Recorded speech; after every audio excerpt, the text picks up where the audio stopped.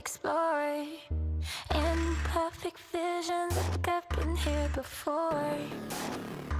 Falling faster, I try to ignore.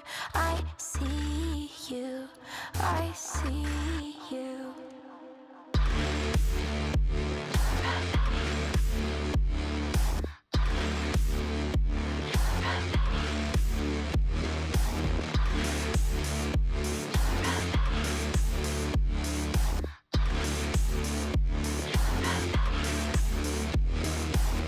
I'll let you drag me to hell if you hold my hand. Tell me this is real and it will never end.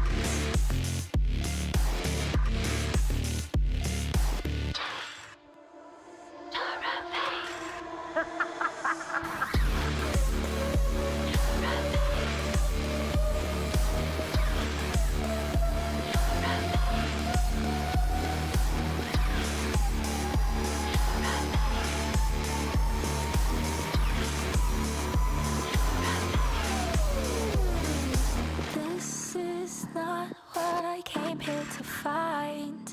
Memories show that I'm out of time.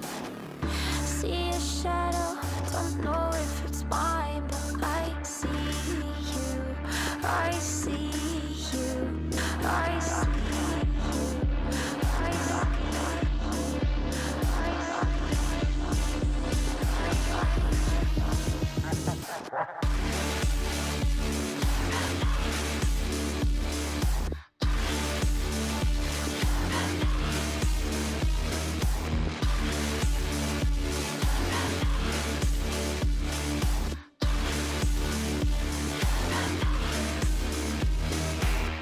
I'll let you drag me to hell if you hold my hand. Tell me this is real and it will never end.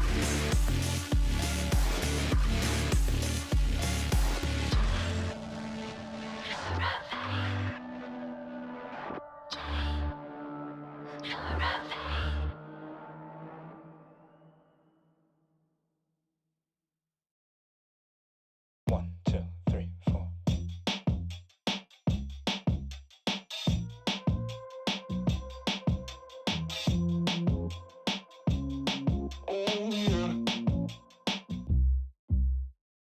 Oh man, would you look at me?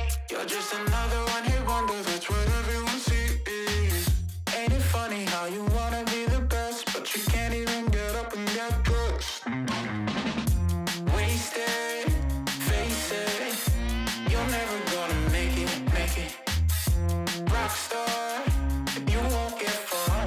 And I know you're confused. People tell you you can be anything you wanna be. Wanna go to outer space, superhero in the streets. Oh man, what a lie, what a time to be alive. How have I survived? Life's a battlefield, 1974.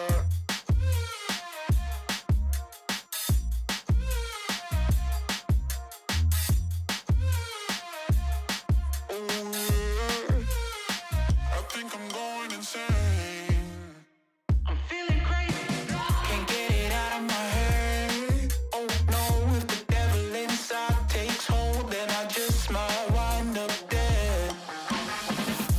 Wasted, face it, you're never gonna be the one. Rockstar, you won't get far, but at least you had fun. People tell you you can be anything you wanna be, a king or a queen, as long as you got a dream. Oh no, it's a lie, they just wanna take your life, try to tell you it's a battlefield. People tell you you can be anything you wanna be, wanna go to outer space, superhero in the streets. Oh man, what a lie, what a time to be alive. How have I survived?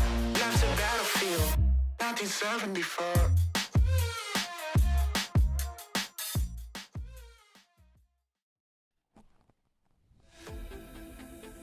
Oh my goodness, we are back again. Welcome to Rocket League here on the NECC. I am Captain at Soka, joined by none other than the god of monkeys themselves. All hail Monkey Man.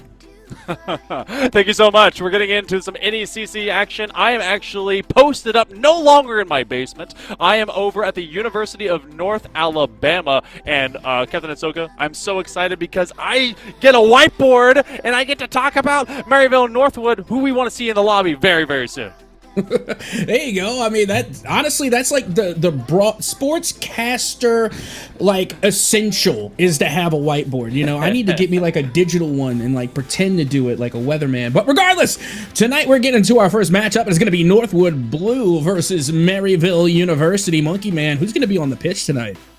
I mean, we've got Creams Hockey and Zanil Northwood Blue looking special as always. A dominant feature that never goes away in the CRL scene, but Maryville is bringing Knight, Relating Wave, and Speed. They're also bringing an 8-4 record, 4-2 matching across the last couple of matches here in this upper bracket. Both of these teams going into the winners finals to try and qualify for the grand finals. If you are not aware of what is happening in the NECC season this time around, Division 1 and 2 get a double elimination style format. That means someone gets a second chance and someone gets to just stick it into the grand finals early. It was a 4-0 over Illinois State, 4-2 over Concord. I think that was the biggest test for Northwood Blue, but Maryville has shown that they can really hold on tight. Oh, absolutely. And the two standouts that I'm going to be looking at tonight is going to be Hockey and, of course, Speed RL. Those are going to be the two that I have my eye on for sure. I think a lot of people will agree. Not to say that everyone on this pitch is not going to be bringing their best game. Again, these are two of the most talented teams in the NECC. And as a matter of fact, I would be as bold to say, for me, this is my NECC game of the week right here. This is what I've been looking forward to.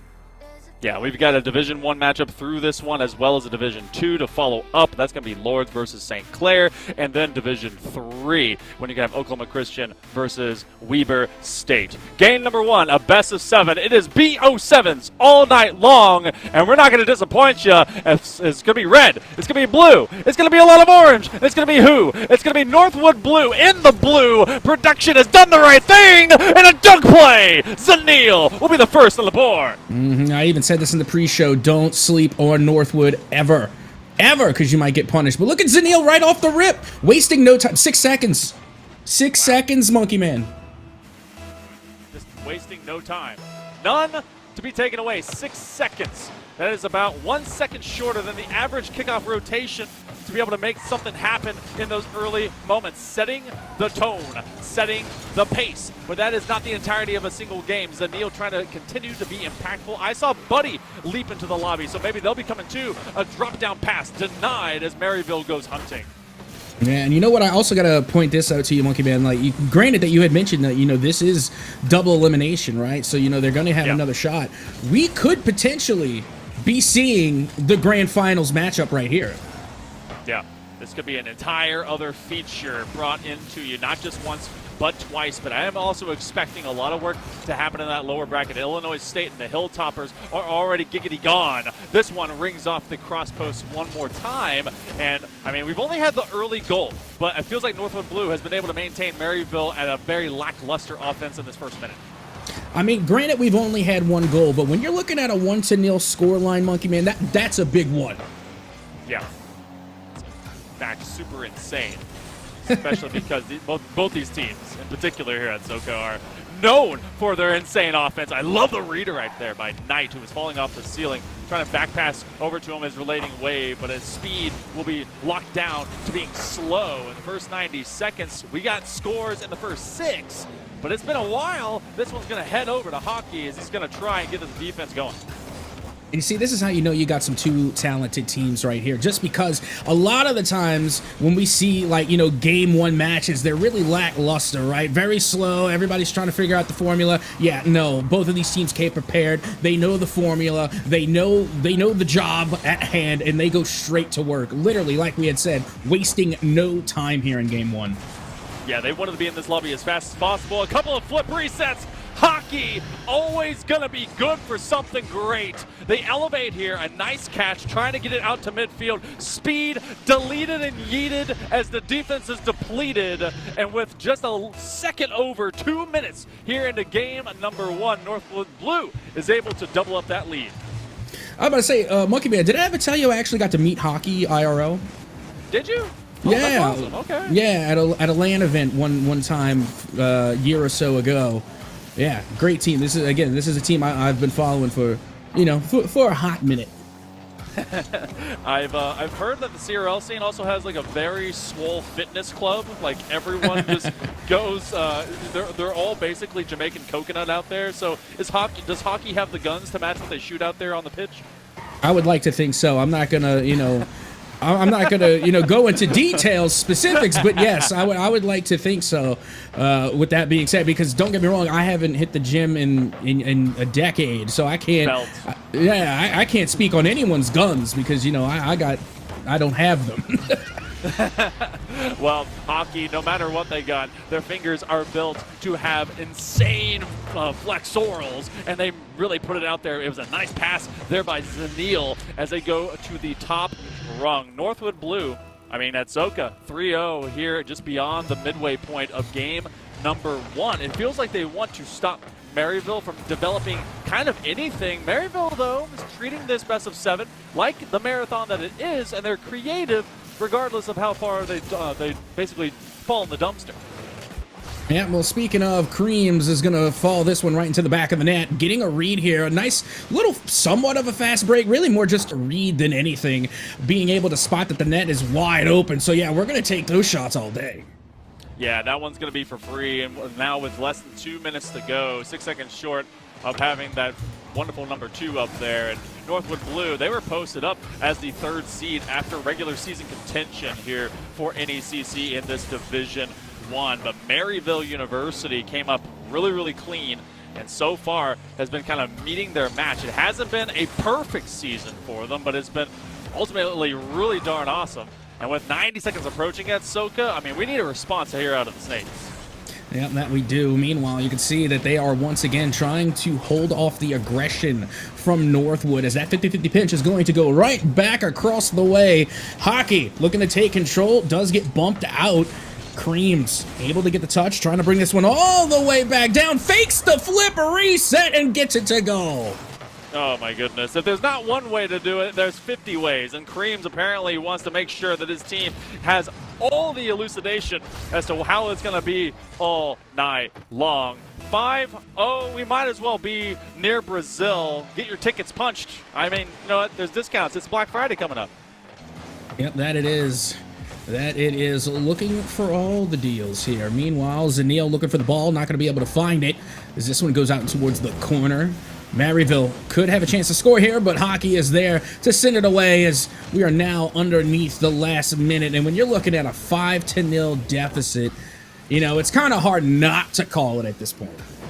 Yeah, I would say so, but they're also trying to find just creative alternates and outlets as to what they can do next. A single goal would be just so nice, just to get yourself kind of moving forward. But they're also, the way that you can kind of take the stance of the squad out of Maryville, they're trying things while they have the leniency to do so. Game 1, Game 2, those are the least impactful of an overall series of a best of 7. So what can you do to simply keep the comms up and everyone running downhill? Yeah, at this point, you really just want to get a goal on the board, and there you have it, because you don't want to go into the next match on a score drought. So regardless of what deficit may be, no matter what time is on the clock, you always want to try and score, just so that way you can kind of keep yourself in the mojo and keep that muscle memory going, and like you said, try some things out, see what sticks. That was a 1-2-3. Maryville showing that, they're trying to just kind of get warmed up, getting into the series. Game 1 is not going to be something that hurts their feelies. It's something that's going to get their wheelies rolling. And with the timer coming down, we've got a 5-1 Northwood Blue. Maybe seeing one get even dirtier, but it's Knight that actually takes it away from his teammate. Speed wants to maybe score on his own net. It's going to let that drop into open stripes. But let's talk about him. One of the biggest impact players in this game was Hockey with those hot shots. They were able to go 2 for 3. Cream's much the same, but it's those saves up and down the pitch. Hockey is working overtime. Yeah, absolutely. I mean, and just looking at the goal participation alone, you're looking at like, what, 93% goal participation with 2 goals, 2 assists, and then the 4 saves. That's a savior medal on top, and not to mention also the shot percentage. They're shooting 2 for 3, not bad by any stretch of the imagination. I mean, but overall, the shot count definitely leaning towards Northwood. You're looking at a total of 10 shots compared to 5. They doubled Monkey Man the shot count on the other side of Maryville. So, I mean, right now, you got to ask, when will the offense come through for the side of Maryville? They have to weaponize, I think, Knight a little bit more often because obviously Relating Wave kind of feeding that mid-man, and Speed was trying to be such a collision initiator to go upfield, and Knight felt like they were just trying everything, which, you know what, again, game number 1, it's going to be experimentation time, especially when you see yourself down by multiple to a team like Northwood, who, if you do not play them tight, is going to absolutely mollywop you. So, now when you go into game number 2, do you allow it to become a trend? Do these first 2 just get yourself up to game speed, series speed, competition speed at Soka? It's such a different beast than just being in your warm-up. I expect Maryville to have to bounce back here. Yeah, and every single time I see a game 2, it's usually closer than game 1, nearly all the time. I'm not going to say for, 100% certainty that's the way it goes. It's just the kind of trend that I've noticed throughout my years, and I'm sure in your years of, casting and commentating Collegiate Rocket League, that, that's how sometimes Rocket League goes. It's how the ball will roll from time to time. Yeah, it really is kind of the frequency. We also get to see now, after they've experimenting, what is brought to the table. Relating Wave on the handoff, but it's Knight on the turnaround, outplaying Hockey, who has no boost. They got one man to beat, and they beat Creams away, and Zanil was just unable to get the better read from the backboard. Oh yeah, that's what I want to see. I'm ready to see some more technical demolition and bump plays. Bring the physicality. There we go, Knight onto Hockey. Big demo. Now Maryville, they're bringing a little bit more flavor to this game too. I felt bad about that second one, though, because Speed took the place of the initial shot taker, and then the second touch just goes too high. So, unfortunately, Maryville can't come away and double up that lead, but they are now just really cementing Northwood back. Hockey hoping that he gets some help, but he's actually going to reverse this pitch. It's going to be a dangerous one. Trying to maintain control. Knight's going to air it out. Relating Wave is going to be a step too far, and that allows Northwood to break out of their back half.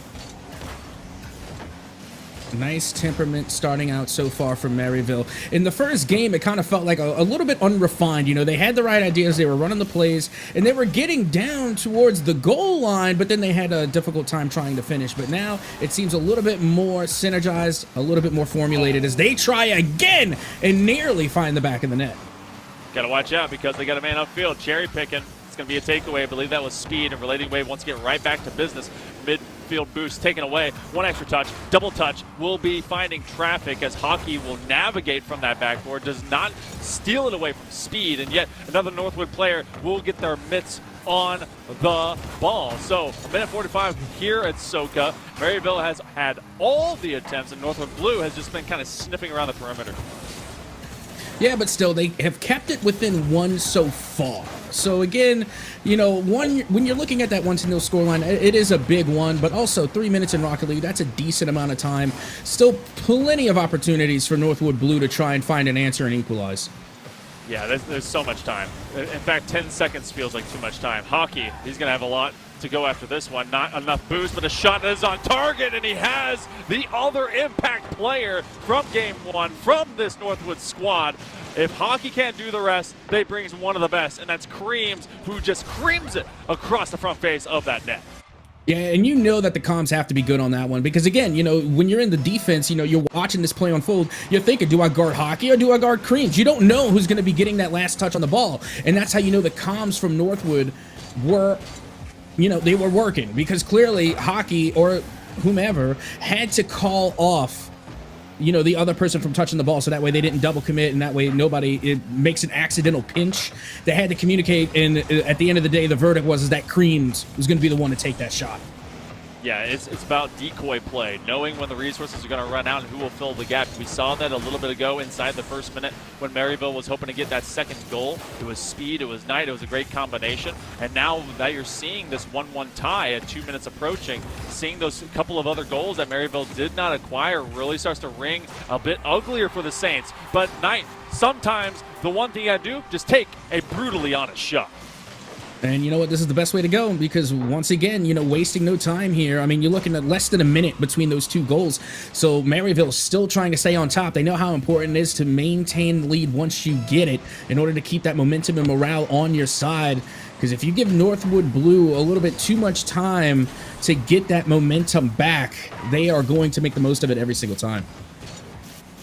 Maryville back in control, trying to keep Northwood Blue from having too much extra territory time on their back lane. Relating Wave is here to support as Speed just takes kind of a side fender shot. And you see Knight caught in a weird angle. He doesn't want to get bumped and also doesn't want to get baited out. Just going to go for the direct challenge, and Creams knows that they have to be responsible in that third man position, but it becomes a two-man strategy upfield. Flip reset from the side of the ball allows a little bit of a tumble. 80 seconds approaching, and it's Knight that has to fill in the gap for the defensive half. Yeah, that was great recovery there from Knight, by the way. Again, we're watching Northwood making the attempts, and like you said, it felt like Maryville, they were really controlling the pace, which they still kind of are, and they're probably controlling the possession game a lot too. But with that being said, it's not for a lack of Northwood attempts, as we see another one. It's just plays and recoveries being made on the defense from Maryville that constantly shuts it down. Yeah, I love the rotation that we're getting out of Maryville, but now it's actually kind of caught up in a 2v2, just full traffic jam. Looks like LA on a Thursday. As we go in, 45 seconds of the breakout. Hockey doesn't have much in the way of boost, and because they're running towards their own net, they cannot stop the rock and roll of Relating Wave. Yep, now we get the answer back. We get the rebuttal from Maryville, and Northwood Blue, they just pushed up maybe just a tad bit too much, and all Maryville needed was that one breakout play to go their way in order to turn that defense into a fast break. And now it is a 2-goal cushion for Maryville with just over 30 remaining. Zanil able to recover to clear that out. Disruption in the way of not fully having to demo. They do get some physical factors coming here at Soka, but Maryville isn't just a one-trick pony. They, in fact, are putting every trick from out of the hat, and they're putting it on the pitch. That is now 5 for the Saints. Or 4, sorry.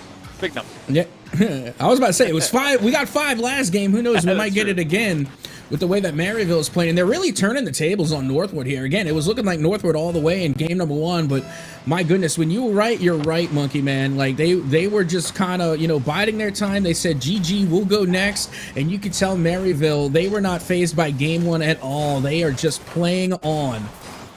Game 1 is about who's ready first. Game 2 is now about who is ready since that game number 1. Who is awake at the wheel? Smelling salts not needed, as the Saints are able to turn this one from a BO7 into a BO5. Northwood sees that one drop to the floor, and, doing just one less. Actually, I think it's the same score differential. We had a 5-2 in game number 1, so we go 4-1. And now Northwood Blue sees a punch back from this contender. Yeah, and look at the shot count this time. I mean, my goodness. You're looking at 11 shots coming from Maryville. Meanwhile, 5 from Northwood. Kind of a resemblance from game number 1, except for it was Northwood with 10, Maryville with 5, doubling the shot count of their opponents. This time, it's literally Maryville just giving Northwood a taste of their own medicine. Yeah, this is beautiful. Relating Wave, I think they've been fairly consistent for this matchup right now, but Zanil was the bottom of the stack in the Northwood concept in game number 1, and it was a lot of hockey, it was a lot of Creams. Creams obviously with an impact play as they found that combination between them, but otherwise it was Knight and Relating Wave. Speed off of some of those kind of I replace you, go into the zone situation, but otherwise, I mean, we're starting to see kind of a resemblance, and this one a little bit tighter. That score is actually going to become just a little bit negligible once we get to game number 3. I feel like we're going to see just all open salvos, a true shootout happening very soon. Yeah, and again, we're going to be fighting once again for that momentum because it was going the way of Northwood in game number 1, and now we have ourselves an even scoreline again because you have to keep in mind, once you get that 1-goal lead, you do get a little bit more of a boost of confidence, but now we're back even, right? So nobody's really getting the upper hand in momentum. They're not getting the upper hand in morale. I mean, Maryville does have the benefit of coming off of a win, but Northwood looking to get the lead back in the series and keep it in their favor. One thing that's coming off as something that maybe gets taken advantage of, especially off of a nice bump play. I was going to say you can take advantage of speed. They've been very honest with the way they play. But look at Hockey as he actually creates disruption on 2 defenders for Maryville, and Northwood Blue will take the tight angle. Yep, that they will. 13 seconds in. I mean, when it comes to scoring early and scoring first, Northwood Blue, they have been pretty on the ball, no pun intended. As once again, they strike extremely early. Last time they were able to start out with a very quick goal, they ended up taking the win there in game 1. Let's see if they'll be able to repeat it here now in game 3. Yeah, that's the thing about Northwood. If they can bury you, they will. They are like Stanley Jonas, and they have a 5-foot hole to dig. Maryville, they can stand the test of time, though. Something that we've not seen either of these teams do as of yet is come back from a deficit. We saw a tie in game number 2. It was 1-1, and then eventually Maryville broke out. But Northwood Blue, if they bury Maryville early, just a 1-0, I want to see if they can break out, maybe tie, maybe succeed. You see Zanil with an isolation play, but they're running out of boost on this back corner. Got to watch out for some thievery. That's just an honest shot. Northwood still maintaining their presence here in Maryville territory. Is now relating wave. Tried to break out of the half there. Gets held up at the midfield line. Now Knight on the other side gives up possession. As Maryville trying to apply that pressure, but right now are having a real difficulty keeping hold of the ball. Yeah, this has been a little bit tougher for both these squads, to be honest. And Maryville has really kind of lost control of the tone. But as they quickly execute, especially off of a demo, that's one way to execute, especially when you take your opponent away. Relating wave has to, again, be one of those guys that can be the team leader. Everyone kind of looks unto them. What will happen next? Zanil, maybe at the top of the stack, but it's going to be Creams. Oh, he just rings the other bar. It's so good. Now it's a breakout play. And you know what? I don't blame them either. Like, yeah, you could chalk that up as a missed goal, but they had the right idea. They know that the defender can't make it to the opposite side of the upper 90, so you have to make that shot placement count. Otherwise, you're just going to hit it into the net and you're going to miss anyway. So I get the mindset. I understand the idea, but it was, once again, just good presence being made by Northwood, but hold the phone, monkey man. What just happened? Zanil took this one across, and it was a defensive snafu. Put it right into the face of Speed. Oh, great pass. Nice one. That's exactly how your ranked games go. Thanks is at least across both these teams. Quick chat heroes. And unfortunately for Maryville, they will suffer their own little woe right there. Speed going to try and get active a little bit more so here in game number 3 to try and erase that. Yeah, well, much like in ranked games, it says that we take those. And meanwhile, Speed, they're going to take this one right into the back of the net. Relating wave, great pass from out of the corner. Able to find Speed in the mid. And once again, shot placement is key. Putting that one down and to the ground right before halftime. We're back within 1. Heck of a pass, and then follow up to going for the bodying play on the defender that was crossing there. It really opens up the gap, and it allows your teammate in Speed to recognize, you know what, that's just a mistake. No big deal, no problem. See if you can be able to kind of work this one out. Knight crawling quickly behind the exhaust pipe of Speed as they were slowing down that possession play. They probably said, hey, come to me. I'm going to at least set this one up, see if you can be able to tee it off from my backside fender. 2:10 on the clock. This one a much more tight-knit contest, for at least right now, but both these teams know how to score in bunches in late game. Yep, that they do. Right at the 2-minute mark now. And you can see Knight having a little bit of trouble trying to get past a couple of offenders. Zanil off the backboard, not going to be able to turn it into much. Is going to hand the ball right back into the possession of Maryville as now they look to mount an offense. 100 seconds approaching. Again, no match point will be acquired here in game number 3. It is a BO7, so still plenty of time to really start sussing things out. We are tied in this series. Shot directly center net, relating wave, who had 700 plus points in game number 2, trying to lead his team the right direction. Knight is going to get challenged and allows one to come up. Creams hunting. That was blood in the water for that shark as they continue to try and pin Maryville to the wall. Yeah, and it has felt rather suffocating. Granted, it's only a 1-goal difference, but it seems like Maryville has been really having a tough time there at the midfield line, because every time that, they try and break out of their own half, Northwood Blue, they're just there and up into their face. It's like we use this analogy all the time. Another colleague of mine known by Kendo Slice, it's like putting your hand up in basketball. Even if they have a shot, even if you can't make it to get the block, you still put that hand up, you still make the attempt and try and at least cause a distraction, and that's the type of defense we're seeing from Northwood right now. Yeah, inevitability is never true. It always has the possibility of being something next. Relating wave. Look at this fake out right here at Soka. It was blended from the right to the left. Hockey got challenged by Knight. Relating wave let Speed go by, and Creams reacted to him. What a decoy play off the face of the defender. Yeah, you love to see it, especially this late into the game. 38 seconds left to go. Could possibly have our first overtime here. They look for the pinch. It gets broken up by Relating Wave. And now, big opportunity. That was an unfortunate miss. They're going to leave the ball to Cream. Speed, able to get the deflection. Now takes it up on high. That could have been dangerous. Yeah, this was defensive comms at an all-time low and caught no man's land. Luckily, no one truly panicked as they made that catch. 15 seconds to go. You don't want to allow Northwood Blue to break out, because it feels like that's just going to be danger, Will Robinson. Timer's coming up. They probably have last possession here, depending on if Maryville decides to streak forward. They will send one, send the next. Speed's just going to keep this one upfield, burn through some time, and we eventually touch grass. We go overtime. Well, here we go. This is going to be our first OT of the series and of the evening. And I wouldn't have it any other way between these two teams. Going into this one, again, like I said, this was my personal match of the week for NECC. And for good reason, Maryville manages to squeeze one by here in overtime. Speed accounts for 3 goals, 1 in his own net, and 2 just a knuckleball sandwich into the face of Hockey. Knight says sorry. And you know what? Maryville bounces back. A short-lived overtime, but this one will go to 3 for these Bernard Saints. Okay, so Maryville, all 3 players are taking their time and taking their moments to be that front runner, but I love that we're seeing, even when some level of kind of scrutiny can be called upon what happens with the squad, they all still re-galvanize, come back together, and they go in with a plan.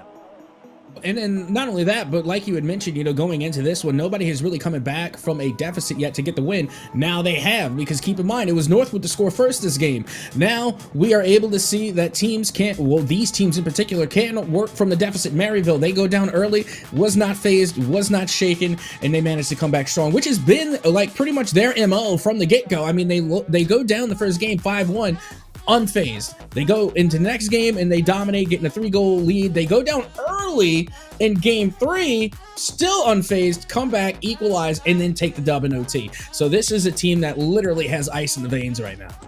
Yeah, we need to see the same thing out of Northwood Blue. I feel like we've now at least gotten the double identity. You get to see them be able to break out early, even if it's a kind of a tied 1-1, and they find those 3 in a late term of game number 2. And then a team that had a gut check moment. They went down 2-0 because of a defensive miscue, and then they find 3 in a row. Northwood Blue has not shown that they have been able to hang on to these except for game number 1. Gotta find that outside of it. Otherwise, Maryville is going to go on to match point here in the winners finals. Well, now, like we were talking about earlier, is that momentum of having that 1-game lead in the series. Being able to lead the series is going to make you feel a whole lot better in the long run. And now Maryville have that a little bit of comfort, knowing that they have a game in the green. They are now taking the lead here, and they are going to look to hold on to it as we continue on here in Game 4. That is a massive couple finds there by Maryville, just entrenched on the front edge of their box as they met every single read. Nice 1-2 passing play, and they take the away angle, a relating wave. It's a fantastic feed from Knight, who has been a savant with these passes. Yeah, they've been really connecting, and it's always in front of the net too. There's always that one defender back, and then they capitalize with the 2v1 scenario, and it's really not the goalkeeper's fault at all. I mean, it's hard to be in that position. Who do you guard? Do you guard the person with the ball, or do you guard the one open person that they could possibly pass to? It's like it's tough to be in that 2v1 scenario, but at the end of the day, that's where the defensive positioning and defensive rotation come in for Northwood. It's hard to say, but it is true. There should never only be one person in back playing defense. Yeah, it's tough because they were just hyper-rotating with some of that speed. But look at the angle at which they can get these shots. Hockey buries himself in the corner. I feel like he has an Airbnb here and he lives for free. But Creams off of the half-flip pop pass, and Hockey with a fantastic follow-up to tie us up. Well, there you go. Like I said, this is not the team to sleep on. They will find the smallest opening and take advantage, as they manage to do once more, sending us back into an equal game, 1-1. And now Speed will take control here in Northwood territory. Zanil, though, able to get the touch, able to get the clear, right back down. Zanil once again trying to push that line forward towards the midfield. And right now we are seeing a tug of war over that midfield territory. Yeah, but it feels like Maryville has brought at least the slightly larger co-worker into work, and that's been in the form of Relating Wave. But not to take anything away from Speed. Their name may be Speed. That doesn't always mean they move quickly. They've actually been able to slow down the game of what Northwood Blue has been trying to get over this midfield line. I feel like I've just been watching a montage of Speed hanging on to this midfield. They take a knuckleball into that near side post. Relating Wave had actually put some extra speed onto that. We might have found ourselves with a lead, but now it's an upfield swing, flip, reset, crossbar, and still won't find its way into the net. I mean, it's all about the push, though. They managed to get the ball down, and they managed to actually get it off the backboard. So, I mean, again, they're working. You know, they're not out here lollygagging, so to speak. You know, they're trying to make plays. If they just, you know, fix one or two things, or even throw out a call, a comm, anything, make one small adjustment, and that last attempt from Northwood Blue turns into a goal. Yeah, it's exactly how all these players really operate from a very authoritative and professional level. It showcases that experience from RLCS over into collegiate, and exactly why this team has been so dominant over their entire collegiate career. Northwood, see if they can continue to defend against Maryville, because even though they've shown some promise, 2 minutes left to go. I think it's the same old song and dance at Soka. Maryville has been able to defend, and now they got to be able to bounce back. I smell some deja vu from game 2 possibly brewing. I mean, definitely could be. One thing I wish I would see more from Northwood right now is like more kind of team passing and a little bit more two-player plays at least. I feel like Maryville, you know, every time they have scored, you know, it's great passes out towards the mid, and again, another attempt nearly being made with a pass out over towards the side. But Northwood, I feel like they've been taking a lot of solo shots lately. I really need to see them attack the boards just a little bit more as a team. Yeah, they got a bit too comfortable having those, and you've now seen a constant repetition of great passing plays off of Maryville, saving it from the interior of their opposite side post. We're rotating the same corner again and again, winning some 50s, upfield swing, a nice counter play. But Northwood Blue, that's more so just to put it into a more dangerous, possibly lethal zone. But Maryville has been finding this fluidly. Love the redirect out of Speed. Relating Wave's going to be on the opposite side post, but make it Knight. He just kind of swings it from left to right, seeing if they can work either board. Maryville looking for that next big touch that maybe gets them the game, but Northwood hoping for a counterplay that does the same thing. Well, meanwhile, you got Knight going right back to work here over towards that midfield. Hockey now able to get the touch. They get bumped on their way out. And now that ball is going to fall right back into the side of Maryville. Off the backboard, Relating Wave able to get this touch. Just 30 seconds to go. And we very well could see another OT, Monkey Man. It's been a tight one. Remember, it was a 2-0 comeback on previous game, and Maryville so far has won our only overtime. Next one is brewing. This one a soft doink. Creams with no boost, going to try and follow up. Knight maybe dished it to the right man as Hockey tries to get in action. Relating Wave will disrupt. One last possessive chance. Can they find it out of the hands of Northwood Blue, or does Northwood get themselves an opportunity? If they do so, it will be in overtime number 2. Well, here we are. Time now ticking upward. We're going to extra minutes. Is now already Creams trying to start things off early just by getting the ball back into the side of Maryville.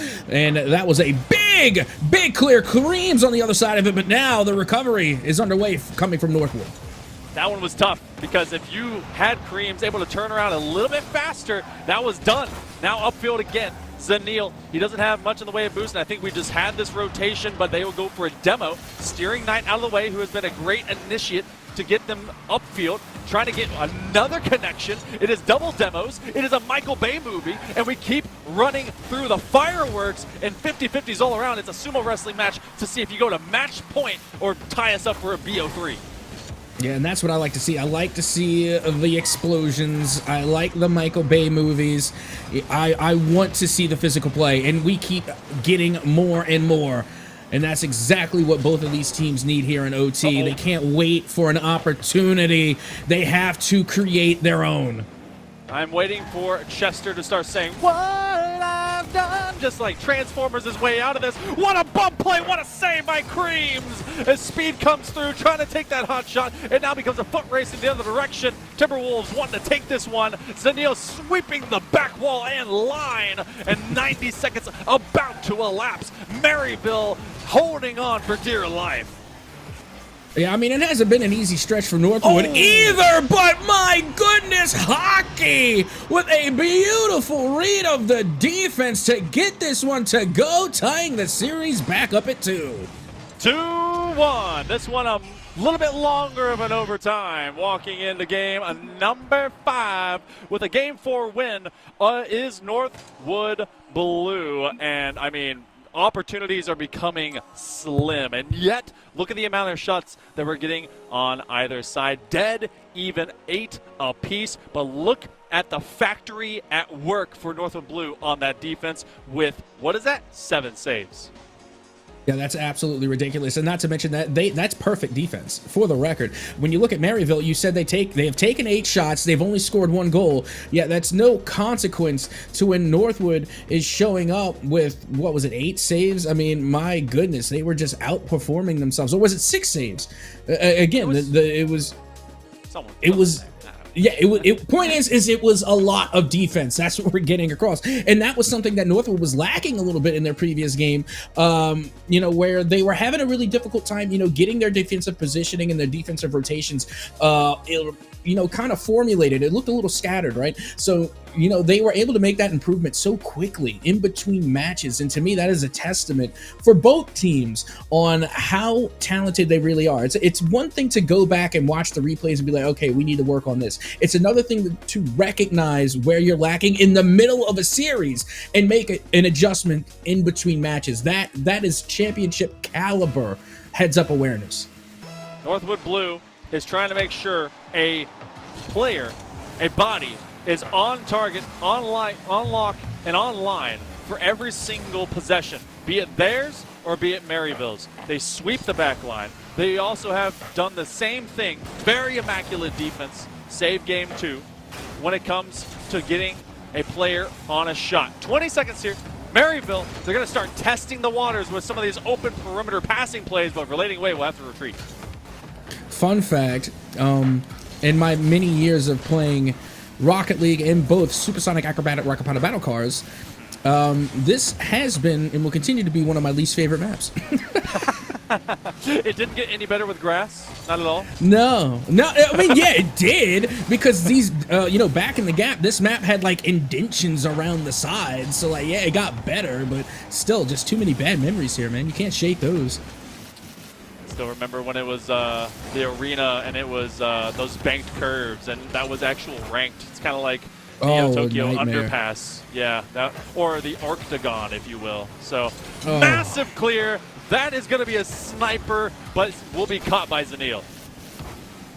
Yep, so far, so good here. I mean, normally, well, I don't want to say normally, but throughout this series, we have had somebody score at around this point. We have not, I don't think we've gone this long without somebody scoring. Maybe we did, but it doesn't feel like it's been anytime soon. Normally, we will see the first goal on the board, and there it was. I had a feeling, Monkey Man. I had a feeling it was coming. Yeah, it was taking too long. You know, I know we got Black Friday deals, but not for time waiting. Creams and Hockey a bit too close to one another, and one solid challenge by Speed will find its way into an open net. Also, our producer says they want non-standard back. I just want solo queue back. That's just me. You can have non-standard, but keep it out of ranked. Like, if you want to do that for casual, sure, go run it on casual, but keep it out of my ranked mode, dude. I'm trying to get the title this season. Oh, trying to get this title, especially on that passing play, but it becomes relating wave on the pre-flip. You know what? You may be learning only one map. Executing at a high tick rate, though, for the mechanics really does start to shine when you're playing up to this level. They want to take that boost away, fill into their tanks, make sure it's a tough counterplay, but they have to really kind of seal this off to their near side wall, and this has allowed Zanil to have a look at it, but he overflies onto that next shot, and it becomes a clear out. Maryville safe. Yeah, Maryville looking really strong here. I mean, they managed to score in the first half as we are nearly approaching halftime here, and that is huge. You know, just going into the late game with just any lead, even if it's a one-goal lead, you know, that is monumental with the time on your side. Like, and again, I don't think people really appreciate how hard it is and difficult it is to battle from the deficit and against the clock. Yeah, you got to fight two different forces. One is Chronos and the other one is physics, and I really just prefer to be biology sitting on a couch.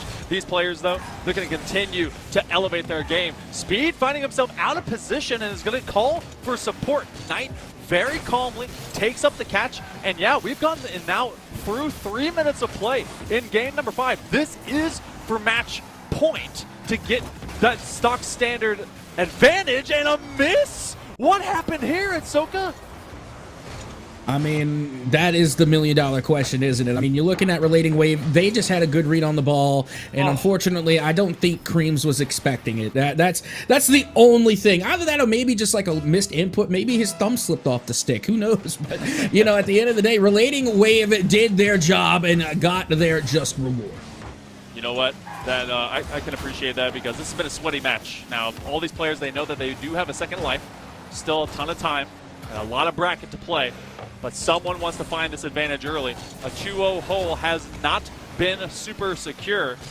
Maryville's been able to crawl out of it. Northwood Blue wants to try and do the same thing. They steal that possession away. Creams over to believe that was Hockey. Zanil's going to steal this corner boost, and that is not a lot of resources left for Maryville as we approach 75. I mean, it's like I said, you know, battling against that clock just makes things that much more difficult. And not only that, but now Maryville also had that 2-goal cushion, right? So even if they do get scored on, they still have a lead to work with. So right now, this game is just in the control of Maryville, and I think they know it because once again, you can tell they're really not overcommitting. They're not sending full forces at every open opportunity. They're really taking their time because time is on their side. Yeah, they are the owners of Kronos' ultimate weapon, and this is going to be a third that will be probably icing this out. Maryville off that demo, able to execute, and they just take away where Creams was attacking from. Northwood Blue, now let's go to the drawing board. I'm not saying it's inevitable, but the probability chart just swung the right way for Maryville. I mean, it definitely did, but keep in mind of where we have been. I mean, Northwood takes the win, then Maryville, then Northwood, Maryville again. It really has been a back and forth. So if we're going to, you know, keep this trend alive, we very well could see a Game 5. But for now, like you had mentioned, the favor definitely leaning towards Maryville. They're looking at a 3-0 win here with just 20 seconds remaining in Game 5. I mean, I'm going to be pointing it out, but this is actually, nope, it will not ruin my math. Depending on how the next few seconds go, it has become tougher and tougher for scores to come around. They're hoping to get one more, maybe as a consolation prize, but even that will not be succeeded. Speed keeps them safe at a 3-0 diff, and Northwood Blue, well, what can they walk away? These dogs looking for something, and instead, we touch the floor, and Maryville is the first one to scrape by and get themselves to match point. Yeah, that they do. And once again, we're going to take a look at the shot count here. You're looking at 7-6. Not a big difference. So now we have to ask ourselves, where's the difference maker? You're looking at 7-6 shots. Okay, so why isn't Northwood scoring? Well, you take a look at the defense, and there you have your answer. You're looking at 6 saves for every single shot Northwood has taken. Maryville has sent it away. Really has been a flip-flop. Zanil has consistently been at the top of this roster, at least in terms of the last score output. I mean, but this is what I was talking about. This is the score output that we were seeing. 6 goals, opening game. Okay, this one a little bit lopsided. Then we go 4-1. That's a total of 5. Total of 5. Total of 3. 3 this time. It was probably going to end up being 2 without that extra goal. That really was the impact play. This one could end up being just like a 1-goal game. Down to the wire, and then we suddenly have a bust-out play, depending on how both these teams read each other. But Hockey did not get a single shot on target. So much of it is trying to go through the Cream's corner, as well as getting Zanil, who I think had 5 of those 6 shots. This team has become muted from the back line forward here at Soka, and Maryville has done a clinic on really putting on pressure in that midfield.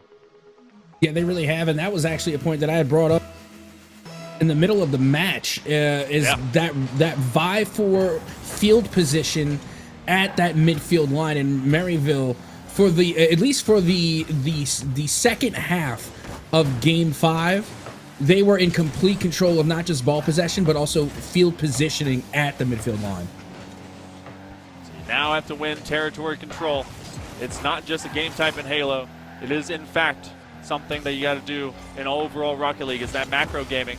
They actually leave that ball into open waters. It screams over into Neo Tokyo pavement. This is the gatekeeper of all gatekeepers. Best of 7s have made NA fans very mad here. And with a bunch of Pro Rocket League players on the side of Northwood Blue, you know that this one means a lot to them, especially because they want to work for a Game 7. I like Neo Tokyo. No, don't get me wrong. I mean, we can talk about the PTSD of how it used to be. You know, same with Wasteland, but I still love Neo Tokyo. Honestly, I like anywhere I get to play on asphalt. So again, my favorite map is actually like Urban Central. So like anywhere I get to play on the blacktop, I'm usually pretty happy. Look, I need Urban Central, but with a crowd. Okay, I thrive off of the cheers. It's just something about like sports overall. Get Such me a in there, diva. get people. Look, I gotta have a crowd. Why do you think I cast, man? Well, maybe one day we'll see if we can get a couple of little Eggmen in the crowd for you there on Urban. We'll talk to Psionics about it. Meanwhile, Speed able to find the first goal here in Game 5, and they are going to get the crowd rolling here on Neo Tokyo. Heck of a double touch by Knight. I say that not as a double, but just 1 to 2. They were already extending out into that latter third, and that was put at such a tough top 90 base of that backboard that the defender had just really kind of the worst read ever into it. Flip reset, and they try to flick it around, isolating everyone. They're trying to go for some bumps. The next man up, and it becomes a streak back upfield. Northwood Blue opening up the playbook, but again, like you mentioned a little bit before, so much of it is individually trying to open up gaps where Maryville is consistently being a team. Yeah, they really have been, and that's where the big difference maker is. And not to mention, I mean, we got to give a shout out to the defense. We literally saw them perform last game. What was it, like 5 or 6 saves? Maryville in this series had absolutely phenomenal recovery so far. Still time to go. It's not over. But the Maryville recovery, the transition after a failed play or a botched shot, their recovery from offense back to defense has been extraordinary. It's been just so good. You really could write an entire thesis about it and an esports cycle. But Maryville also knows that as pretty as all that has been, they need to continue to be consistent, and that's nearly play perfect. Creams wants to isolate, get ahead of the shot, digging it out of their hands is Speed, and then Relating Wave recognize that they must quickly get to that backboard where the orange arrows are blinking at center and make sure that that next one doesn't come through. Demo by Zanil, Speed off the board. Oh, and what a save! They were looking for the 50-50 and they put it around the opposite post. I wouldn't have made that save. I'm gonna let you know right now. That was a goal on me any day of the week. But my goodness, the defense once again was able to hold strong, but they weren't able to hold for long, as now it will be a Northwood Blue goal. One little touch there by Zanil is able to send it from outside right to center, and then it became a bullet.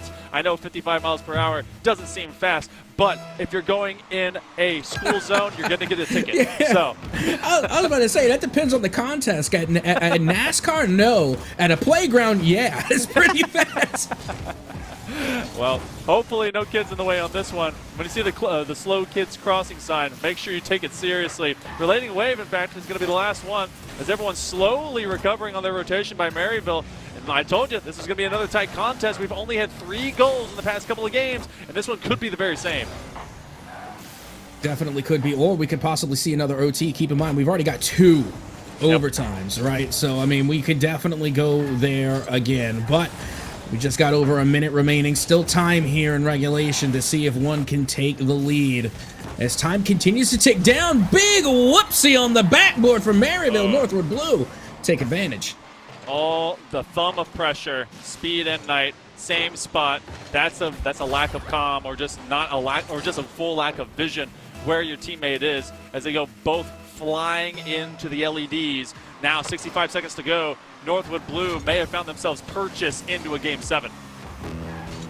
Yep, they very well could have. Got just under a minute remaining now. And you can see Speed looking for the pass here at the midfield. And now going for the shot. It's not going to be there. The follow-up from Knight, though, was on target. But this time, Northwood Blue able to recover nicely. And that one's going to go a little bit wide and off the mark. Yeah, that again, I think that was Relating Wave taking a touch earlier than when Knight was probably going to be the better out idea.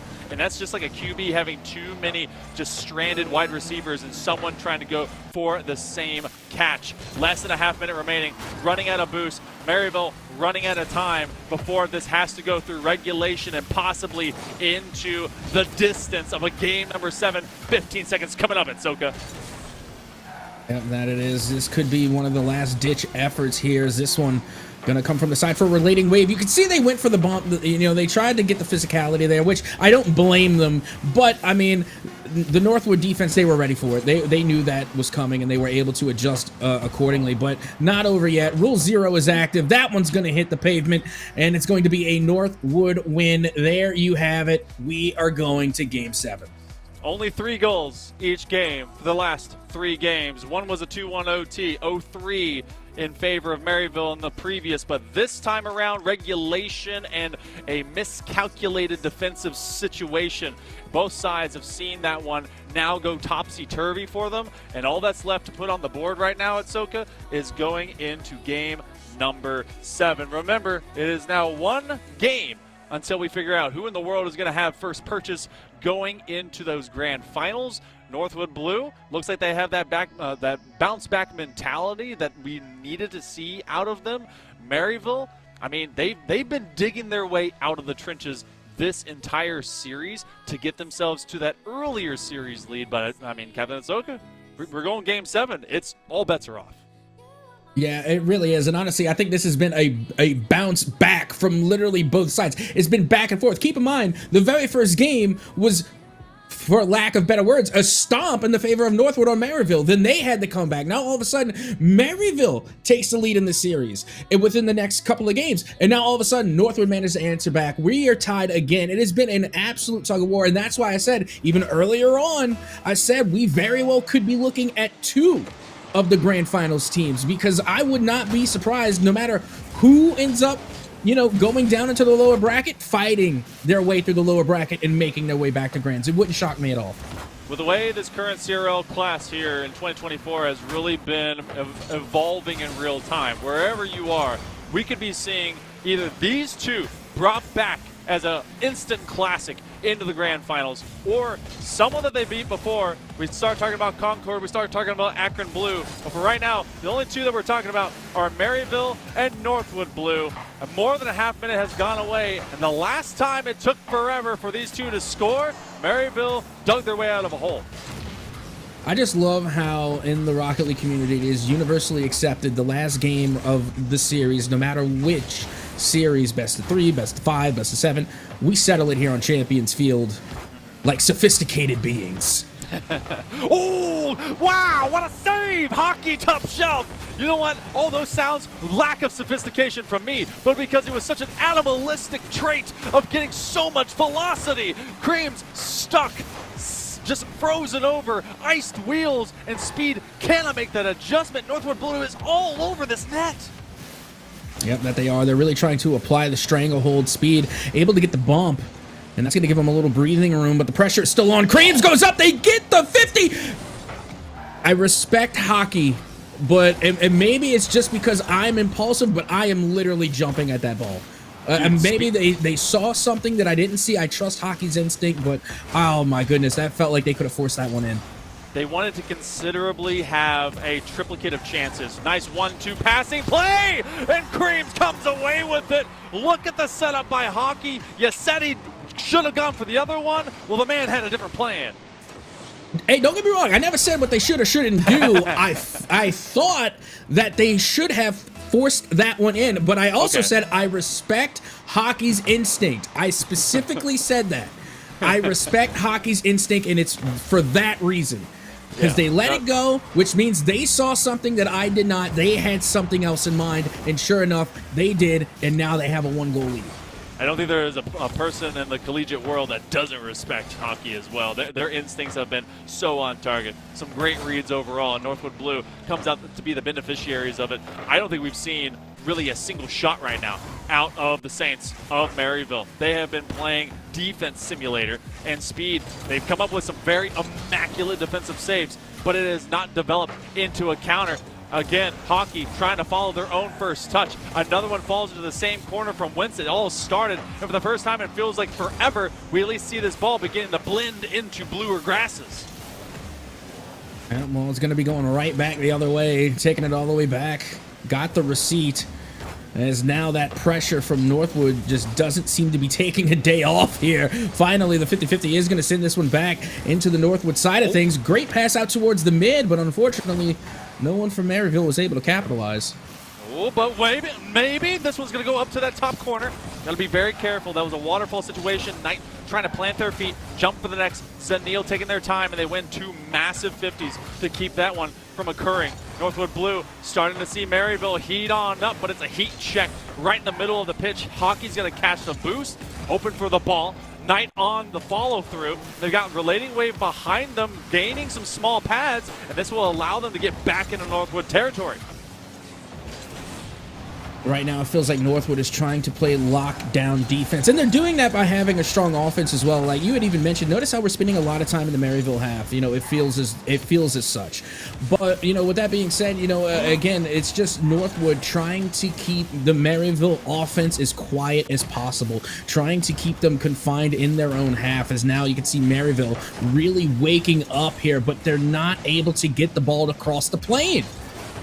They keep executing, but it only goes as far as the corner. We've not had a real shot. Instead, it has been Northwood that's had all of the shots. 1 goal may be the only difference necessary to find ourselves with our first grand finalist for the NECC Division I Rocket League Fall Playoffs. 40 seconds to go. Maryville needs to show us that gut check. They had the series lead earlier, trying to get themselves over that back line. And you know what, Monkey Man? You know, we still got 30 seconds, but I'm going to go ahead and blame you. You even called a 1-goal game. You said it. I seen it. Did. I was there. You said a 1-goal game. So this one's on you. You know what? It's got to be the whiteboard buff. You know what I'm saying? You got the whiteboard, you know, so it's like a buff. Well, now they got 2. So there's a chance. It's still your but fault. Creams, I still blame you. Yeah, you know what? I feel it. It's been 1-0 for the entirety of, 4 minutes and some change. 15 seconds to go. Northwood Blue bouncing back like the professionals they are. 15 seconds to go. Maryville has to score with any time, but I feel like they don't have any time remaining at all. You know what? I'm going to go ahead and call it and say that the whiteboard has given you plus 20 perception on the stat sheet. You get plus 20 for the whiteboard in perception. I appreciate that. because what I'm perceiving is a Game 7 win. Northwood Blue will take it 2-0, and they will make sure to get themselves into Grands. Maryville will go hunting, as they're going to be waiting in the lower finals for whomever chooses to survive. Told you not to sleep on Northwood. Didn't I say that? I said that in the very beginning of the game. Game 1, I said it. I said don't sleep on Northwood, because you got to keep in mind, they were down in the series. They were up in the series first, and then they went down. Maryville takes the lead. They're on match point. And what was it, like game 6, they were on match point, ready to take the dub. Nope, we're going to game 7. Northwood, definitely a second half team. That's where they like to shine, is in the latter half of the series, and they managed to do exactly that. Yeah, this is Northwood. The only time they had a lead in this series was when they won it and when they started it. So they start how they finish. Maybe not with a banger 5-1 like how it all began, because that was an outlandish beginning to really set the tone and set the trend eventually as to how they would take down Maryville. But it was Maryville that was 2-1 at one point, and then 3-2 on match point, some very tight contests, and we went from having 6-goal spreads, 5-goal spreads, all the way down. It's so low the camera can't even see it, all the way to a 2-0. You know what, Captain is looking? I think that you may be correct. This could simply be a foreboding of what to come into a grand finals later on. That is another thing that I couldn't help but to point out earlier, is that we could be very well looking at our 2 grand finalist teams, and we've already gotten one for sure, so that's guaranteed. But at the same time, I mean, at the end of the day, this matchup was so close. It makes me think that there is no reason that Maryville couldn't do that. That's the only thing. I'm not forbearing. I'm not trying to make any type of wild predictions. I'm just saying, with the way that Maryville played tonight, they have showed me no reason why they can't fight their way through the lower bracket and earn their spot back in Grands. You know what? We're going to have to see if that does end up occurring, because there's still a lot of talent that's down there. We've got the Akrons, we've got the Concords, we've got a lot of people that are going to happen. But Div 1, they had their time to shine. They have now decided Northwood Blue is going to be our first grand finalist. We're going to go over to Division 2. It's going to be Lords Esports versus St. Clair. You don't want to go too far, as more of the NECC Rocket League playoffs will be back in just a moment. What do you make of this up here? Just showed up in the yard a couple days ago. Is a dog been digging in there? I don't think so, dude. That goes way down in there. Seriously, did you just lose your meat stick? Yeah.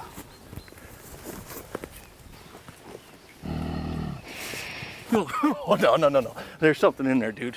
Just leave it. Are you kidding me? We'll just head to the house. Just leave it. The hell with that. Oh, yeah, there's something in there. Ah! Want one? Thank you.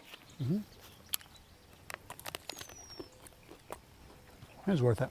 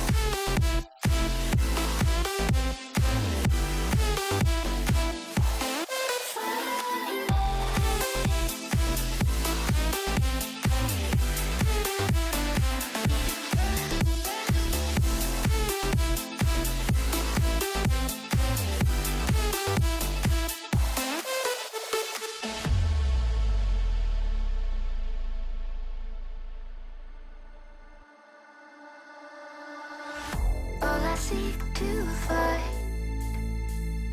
is a world that's mine. Need a place to hide. Will you free my mind?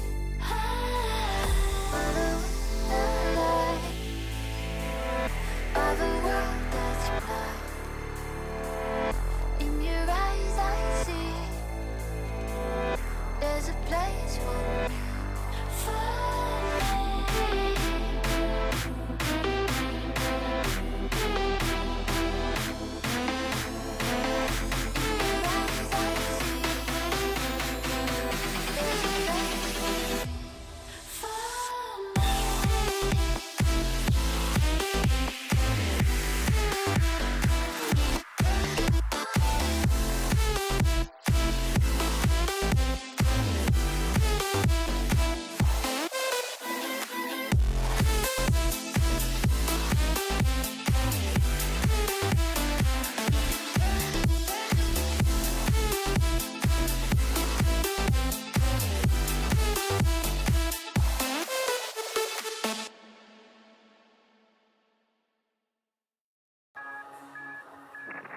You have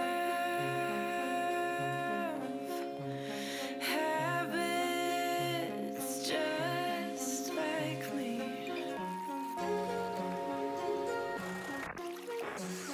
Talk too much with strangers.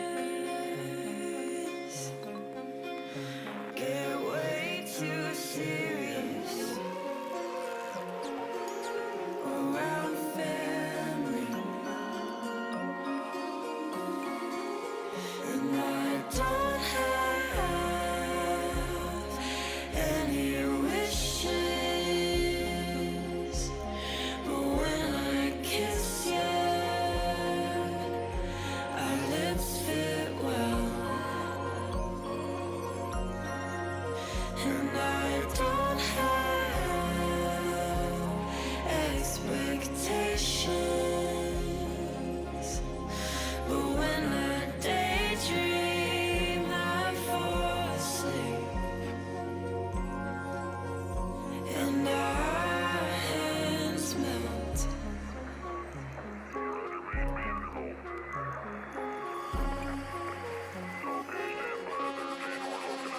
It started.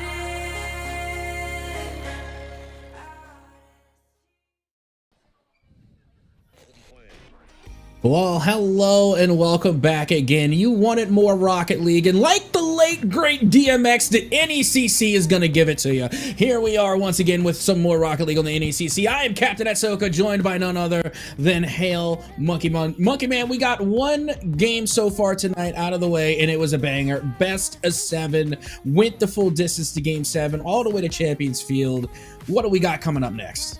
Well, we got Division 1 going into Division 2, as we will be seeing Lords Esports versus the St. Clair Saints Gold. It's going to be Lord Peppa versus Jordan and Zaxion versus Barris, Christian, and Vesh. And as we walk into this one here at Soka, I mean, this is a tale of slightly different tapes. It's not going to be your Jake Paul, and it's not going to be your the list, but it's going to be a team that has been dominant. St. Clair, a program that has been perennial at this point, and they have been 4-0 through Davenport Red, and then they've been 4-0 through Mount Union Purple. On the other end of things, Davenport White. Davenport did not have a good time in the opening rounds in this playoff. They fell 4-1. And then Lander, who I thought was going to be a really big test for the Lords, ending up falling 4-1, much the same. But St. Clair Saints Gold, you talked about in the green room, this is a team that is very strong and is trying to prove Div 2 is all theirs. Yeah, I mean, don't get me wrong. I like them. You know, I've only seen good things so far coming from the St. Clair Saints Gold squad. With that being said, I haven't seen much from Lord Esports. Like, don't get me wrong, they've earned their spot here, so clearly they are a formidable team. But St. Clair has been on a roll this season, and I think they're going to continue to keep it up, but that remains to be seen. And now we have a tale as old as King Arthur itself. You know, you got the Lords, the Knights, taking on a Griffin.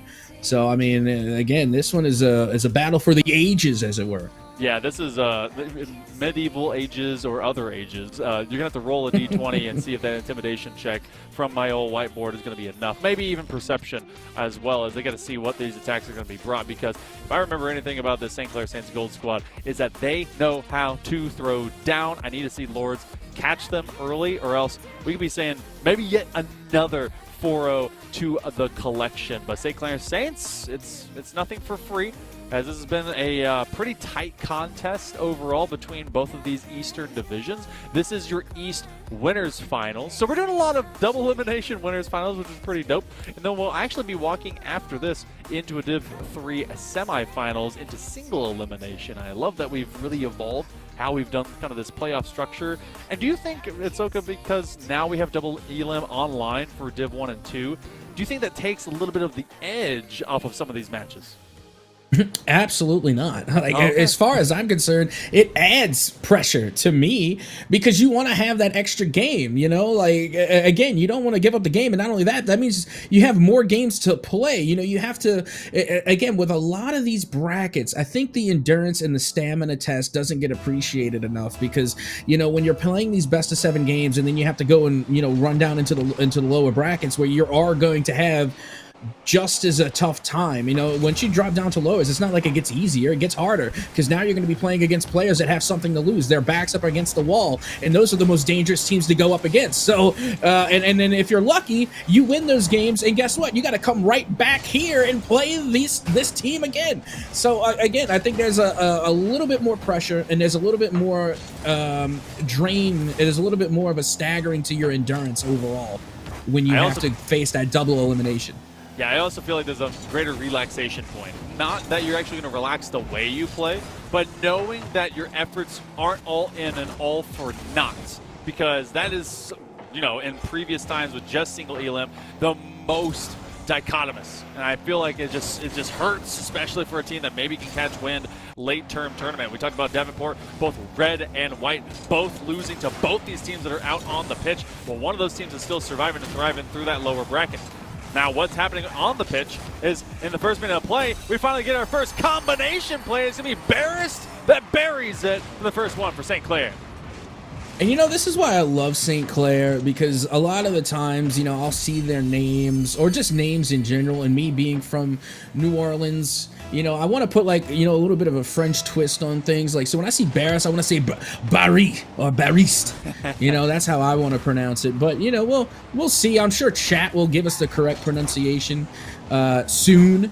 But yeah, so St. Clair, I mean, like we had seen already in game 1, they don't waste any time like Northwood there in their series. They wasted no time either. Here we are. St. Clair trying to quench the thirst of these viewers as well as they try to get yet another one.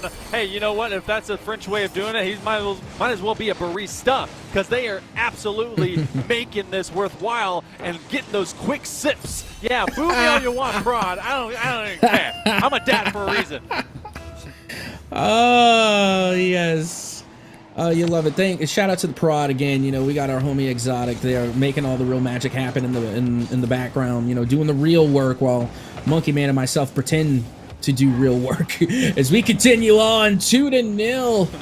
2-0 now in the favor of the St. Clair Gold Squad. But keep in mind, you know, we saw earlier in our first series that Northwood, they started out great too, and then that series ended up going all the way to 7. So still plenty of Rocket League left to play here.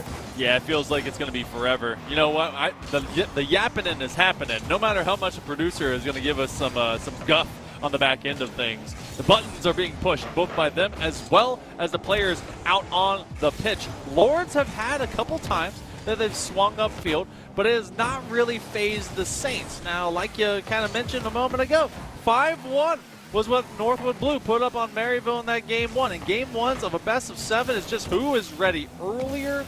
And at this point, Lords slowing down the Saints for a tiny bit. Got to watch out on these passing combination plays, though. Yep, that you do. And still a 2-goal cushion here for St. Clair, as now that cushion gets even more comfortable, as that will be a 3rd. And Chris getting a Playmaker medal, 100% goal participation for them. Hey, you get the Christian being able to set him up, and then Barist or whichever way that this Starbucks player is trying to bring it in with a hat trick. So okay, we're gonna grin and embarrass it. So either way, they're looking for a fourth one already, and St. Clair Saints Gold. I mean, we talked about in the previous that this is just a team that continues to go in 4-0 sweep squads.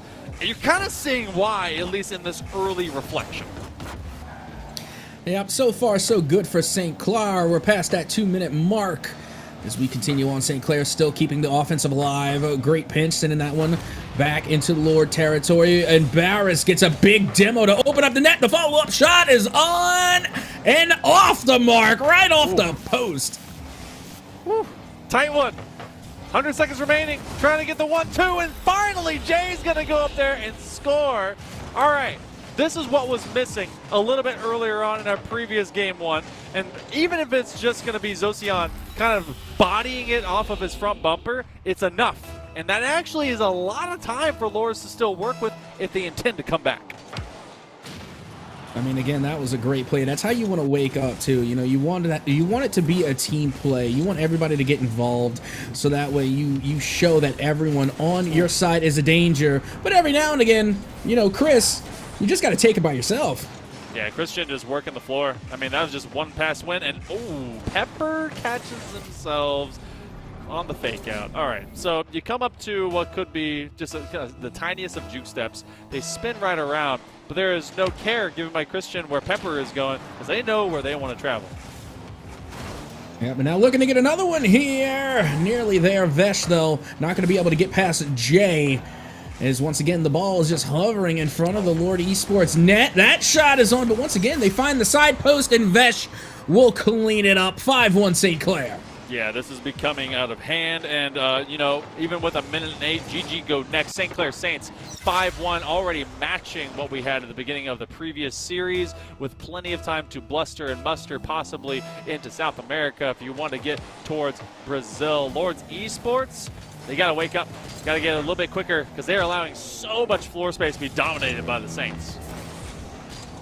And take a look at this. Look, they're going again. Vesh trying to get past that lone defender. Not going to be able to get the job done as we are back out towards the corner. Barris, though, looking like they were trying to do something fancy. Not going to be able to get it to go. 45 seconds remaining and a lot of space in the scoreboard between St. Clair and Lord. 35 seconds to go. St. Clair Saints. Oh my goodness. They're going to hit 6-1. And I want to bring up a stat line right now because we're in the midst of how dominant this is right now at SoCa. St. Clair Saints 7-0 in regular season play in that East A division. They went 28-4 across 7 best of 7s. That is not a lot of So game you're loss. telling me there's a chance. It is becoming slimmer the more I view this, but yes. Alrighty, well, 20 seconds remaining here. And not sure how that one panned out. Tried to find another one. Are they going to go for the Brazil? Are we going to keep the meme alive? As now Zocian is going to be able to get the save and cleared away. They get a savior medal. Final few seconds ticking away. Vesh going to follow this one up high. There goes Jay. Looking for the read in the mid. The final second is gone, and that ball is skyward. As that will just about do it. St. Clair Saints take a dominant game one. This may be all of a faded outcome. Depends on how the rest of this honestly goes. But with 13 shots, that is 10 more than Lords Esports. And they were pinned to the goal line and otherwise just kind of taken advantage of from distance, only accounting for 5. Ultimately, saves that is everything ringing around that old crossbar. But, I mean, St. Clair setting themselves up for success very early in this one. Oh, I forgot to draw on my whiteboard the score. Oh, where did my marker go? Here it is. So, yeah, a team that obviously wanted to set the pace, the tone, everything early in their favor. And, I mean, Lords have got to be shell-shocked right now. Well, one thing I really want to point out is the performance from Chris there on, on the offense, because they were just spectacular. From St. Clair. They made 2 out of the 6 goals and still had 100% goal participation because they had 4 assists. the playmaker medal and all. That's what I like to see. Again, MVP is from that match as well, and well deserved. Truly, whenever you're putting up, points like that, you're gonna make a name for yourself. Even though you only got 2 out of the 6 goals, you were still responsible for 100 because they were involved in every single play, and that's what I like to see. I love seeing the assist. I love seeing the playmaker medal go out. Yeah, I can't wait to see also if the consistency for this particular team in St. Clair Saints Gold. I'm not going to write them in as an automatic bid for winning the championship because obviously we have a lot of Rocket League to go. That was one single game. But Christian, the same dude that you said was doing great things, continue to doing great things, just can't be stopped. How does this even go in? Okay, ground pinch. And then it just nicked right off of Jay's car. Bang. Again, that ground pinch was disgusting. It was the flip reset and then pinch into the dirt. And how is Jay supposed to react in time for that? I mean, they got a piece of it, but that was a small piece. That's like that weird part of the pie that for some reason someone didn't eat because they cut a square instead of the normal triangle out of the circle. I know who you are. We don't invite them to Thanksgiving anymore. No, they are disinvited. They're the kind that eats all the cornbread. Not fair. Christian is gonna get another one. How many does this make? You guys said 2 in game 1? Yeah, 2, but still with 100% goal participation. And now after those 2 goals, they have 100% goal participation on 8 goals right now. Wow. All right. Well, time to start getting some assists to match the same mark.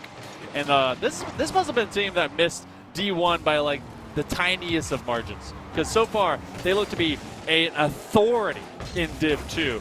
And as soon as they mix and match going into Nationals, I wonder what this team is going to look like. But still, we're in the early part of this series. Got to see if the Lords will start to spice things up. Well, let's see. Try as they might. The defense from St. Clair is still going to hold strong and take possession here. Now turning that defense into offense, going to be going the other way. Looking for the Goomba Stomp on Jay. Not going to be any good.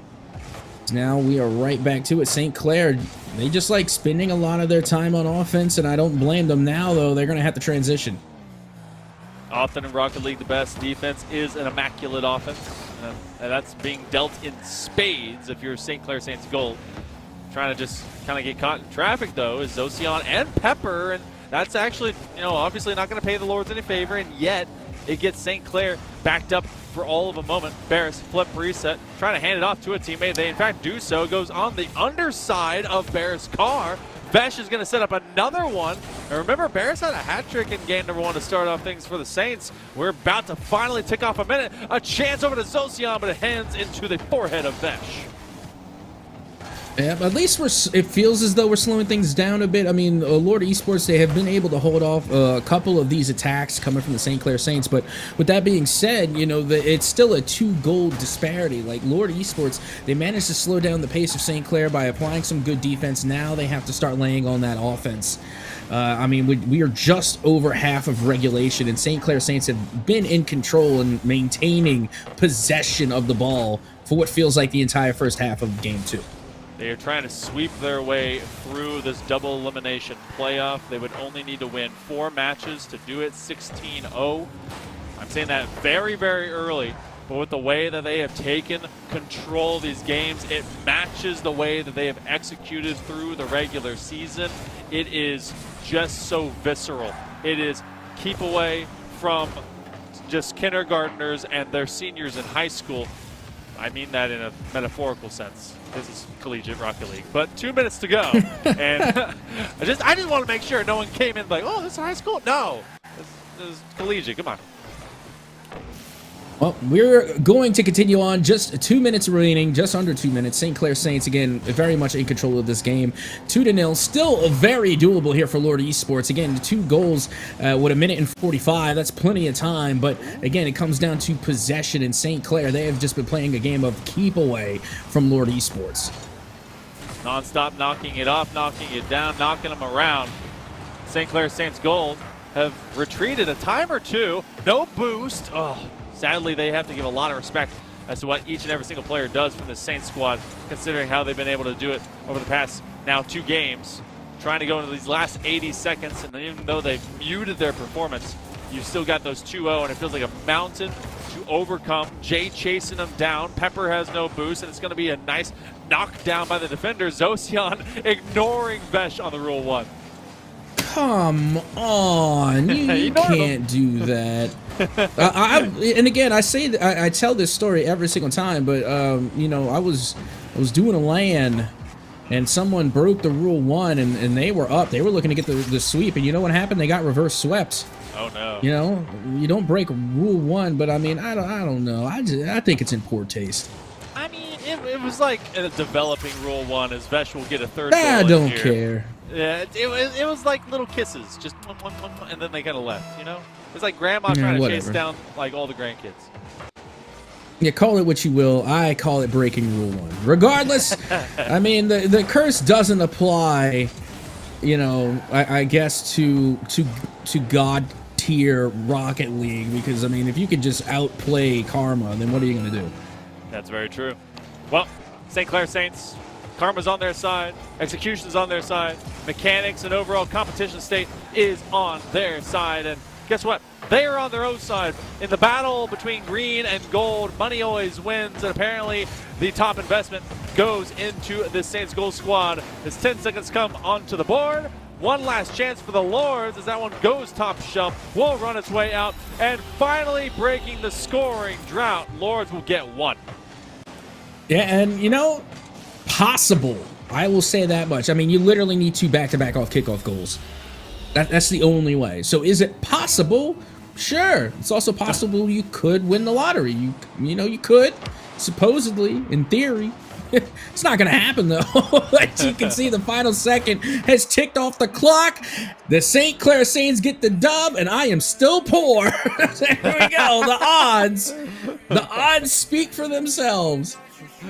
Oh my goodness. And let's see. Chris is no longer 100% participatory across both these games. I can't believe it. Barris didn't get a hat trick. Oh my gosh. I can't believe it. But no, this is a squad that's doing very well. 9 shots to the 5 with Lords. They come up about, what, 4 short of their 13 that they had a little bit ago. Lords gaining a tiny bit of ground. Problem, though, is that these first 2 have been very much in control of the Saints. And I don't think that they're going to be letting that go anytime soon, allowing only 1 goal each game by Lords Esports. And there's got to be something that changes because they've allowed so much free floor space. If it wasn't Barris in game number 1, it was Christian in game number 2 who was everywhere on the pitch. Got to find themselves able to disrupt and corrupt what is happening so fluidly for the Saints. Yeah, I mean, there's a lot going on the field. It's just a lot going on with the St. Clair Saints because they've been having the ball the majority of the time. So how do you slow them down? That's the question. How do you throw a wrench into the machine that is the St. Clair Saints? And that's the tough part because not only have they been performing well, but now they have 2 wins under the belt. So they're going to have the momentum. They're going to have the morale. And you know, we have spoken about this throughout the NECC season, is once you have a team that is locked in, especially in Rocket League, it is so hard to knock them out of their groove. Flow state is real. It doesn't matter what esport you're doing, but especially with Rocket League, if someone is feeling it, a timeout is all that really kind of stomps them. But even then, they're just a contender, not a pretender, if they're able to just stand the test of time. So we go to game number 3. A very necessary win has to happen here for Lords Esports because St. Clair Gold has been so just purposeful in their approach. But the good news that we're seeing right now, you were asking, what do you do to get this team kind of off their rocker? Well, you have to take away the chances that they're leaving for free, but this is going to go top corner and good defensive rotation by Jay. Yeah, also just another fun fact, just throwing it out there. This is my favorite map next to Urban Central, for the record. Love this map. It was one of my favorite additions. I think it's great. Continue on. Chris, now going to look off the backboard, finds a teammate, but also finds a defender as this one goes up on high. Chris back to the middle, looks for another teammate, but now we're going to be going the other way, and Barris has to get there in time and does. Able to find at least that first touch. They may actually be looking for another one. They have small pads, so they have to stay on the corner, steal the back boost of Lords Esports. And now another chunker. What a save by Jay. Zeros still on the board. Lords Esports would love to not just get one in this game, but to get the first one. It has become a tough task. Handoff over to Chris. That's going to go to the opposite side. They're going to get boost. They're going to hope to keep that ball. Nice challenge. Again, Saints online as they continue to push the Lords back. But Lords are surviving at the rampart as it is on fire. And looking good so far for Lord Esports. They managed to keep us tied here 0-0, and they've been playing some fantastic defense. But with that being said, at the end of the day, defense isn't going to win you the game. You got to get on the board. You got to start getting the offense going, because you can play perfect defense all day long. But if you manage to even still play perfect defense and no offense, you're still going to be stuck at 0-0. So they really got to get it. They have got to get things going on the offensive side. They have been challenging a little bit faster than what the Saints have been allowing to happen. This is going to be a great floor sweep. And now as you get Zocian involved, now you take that back corner boost. Looking for the redirect. It's so pretty, and yet another save, a bicycle one at that, by Pepper. Chris is going to try and grab the ladder, rattle every rung, and get their way to the top of it. We're over the midway mark of game number 3, and massive improvement by the Lords as they keep the Saints scoreless, but so are they. Something's got to break soon. Yeah, honestly, I mean, it's going to, and that might be it, but no! Zocian can't get there in time. That was it. I mean, that was a great play. I mean, don't get me wrong, like, you know, we've been seeing the majority of the possession in the shot count definitely one-sided in favor of the Saints, as another save will go the way of Lord Esports, but try again. Eventually you will succeed. St. Clair, they get the first. Jay had that first touch, no boost. Zocian was the hero, but then Barris make sure to keep it at least somewhere on a percentage of the net.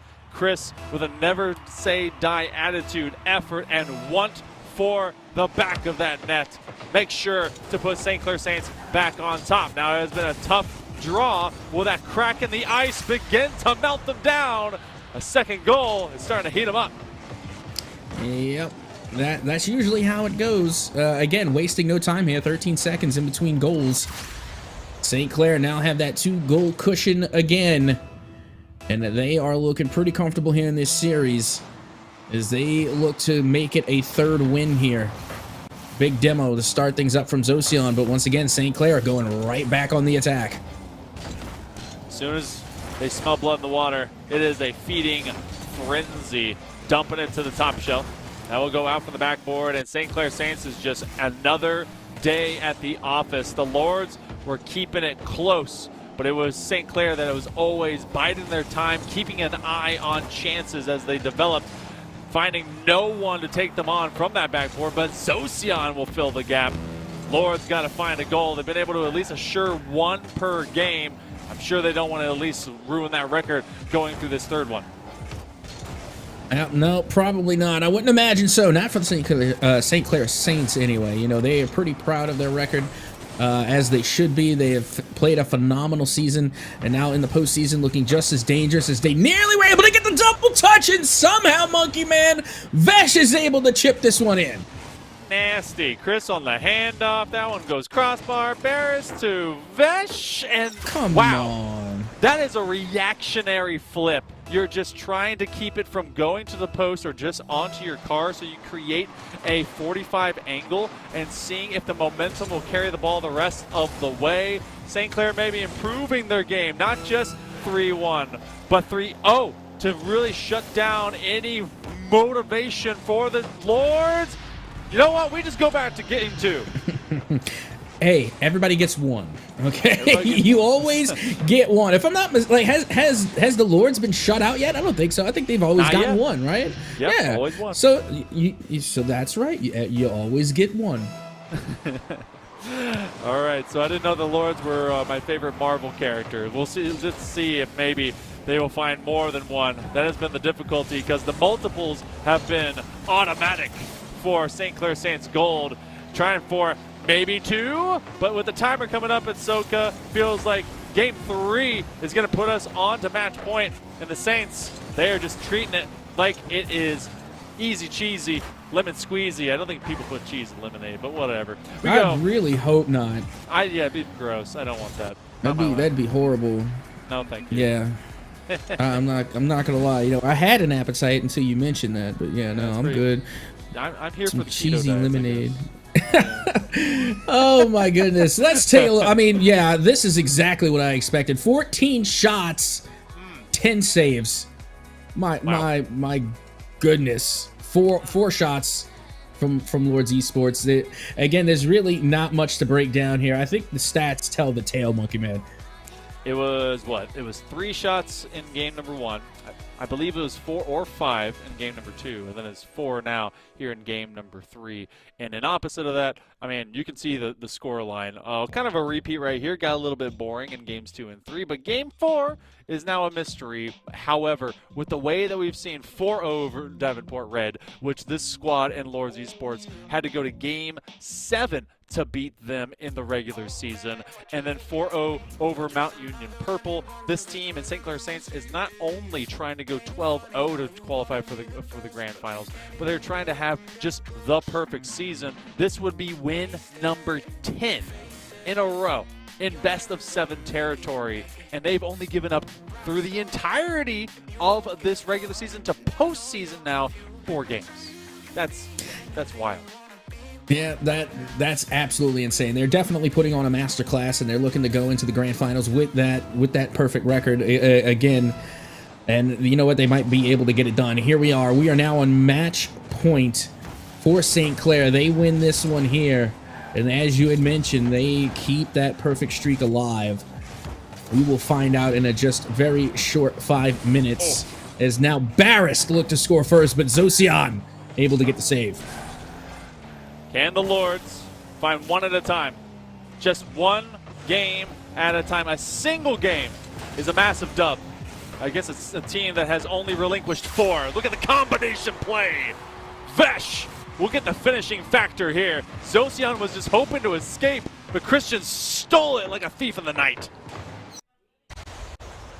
I'm so jealous of their crossbar abilities. My crossbar, whenever I play, that doesn't happen. My crossbar knocks all my shots out. For Vesh, it seems like it knocks all their shots in. You know, I need to get that crossbar on my team. You get it's that crossbar DLC, you know? The one that all my teammates, or rather all my opponents have, is scoring DLC. I don't know how they do it, but they actually get it between the pipes. I'm truly envious. Regardless, we're going to continue to move on. A minute of play nearly in the books. St. Clair still with the 1-0 lead. As now this one's going to go the other way. Big opportunity here for Lords, as that one's going to hit out towards the corner. That shot did look good, but Chris just was not having any of it. Quick combinations again. St. Clair Saints, as if they are on the playground, reimagining what could be, hoping to be able to get themselves whipping right back to that 45 degree. This is going to be a double touch. It's going to be just as easy as free play. Vesh finds a couple, and that's just 5 seconds short of the first 90. Yeah, and you know, Chris able to toss that one up too. They get a little shine on. They're able to get the assist for that. But yeah, beautifully read. I mean, you don't read the backboard much better than that. It goes right underneath the crossbar too. So the placement was great. Again, what can you say? That is rudimentary. That is fundamentals there, coming from Vesh to make those. And it's unpunished in the form that the Lords have not been able to puncture, at least keeping a backboard defense, because St. Clair is rapid firing around this perimeter and just buries them under pressure. That's a double commit. Jay makes up the gap, but then also gives their life to make sure that his teammates do not get punished on the other direction. Double commit much the same. Zone-wise, that's going to be a shot. It's going to be denied as it ends up flinging across. Pepper's going to hope to get in action as they get a bump. This could be a roller through, but Savior Medal already picked up by Chris. Yeah, and that's another important thing. We've already talked about the transitional prowess of the St. Clair Saints and how quickly they can transition, you know, from offense to defense and vice versa. But you also got to, you know, keep in mind is that, you know, not only have the St. Clair Saints been able to dominate on the offensive side of the pitch, but they have clearly displayed that they can also handle defense as well. Yeah, they have been able to really kind of rock and roll and just do anything they want from either side of this field. More than halfway now into game number 4.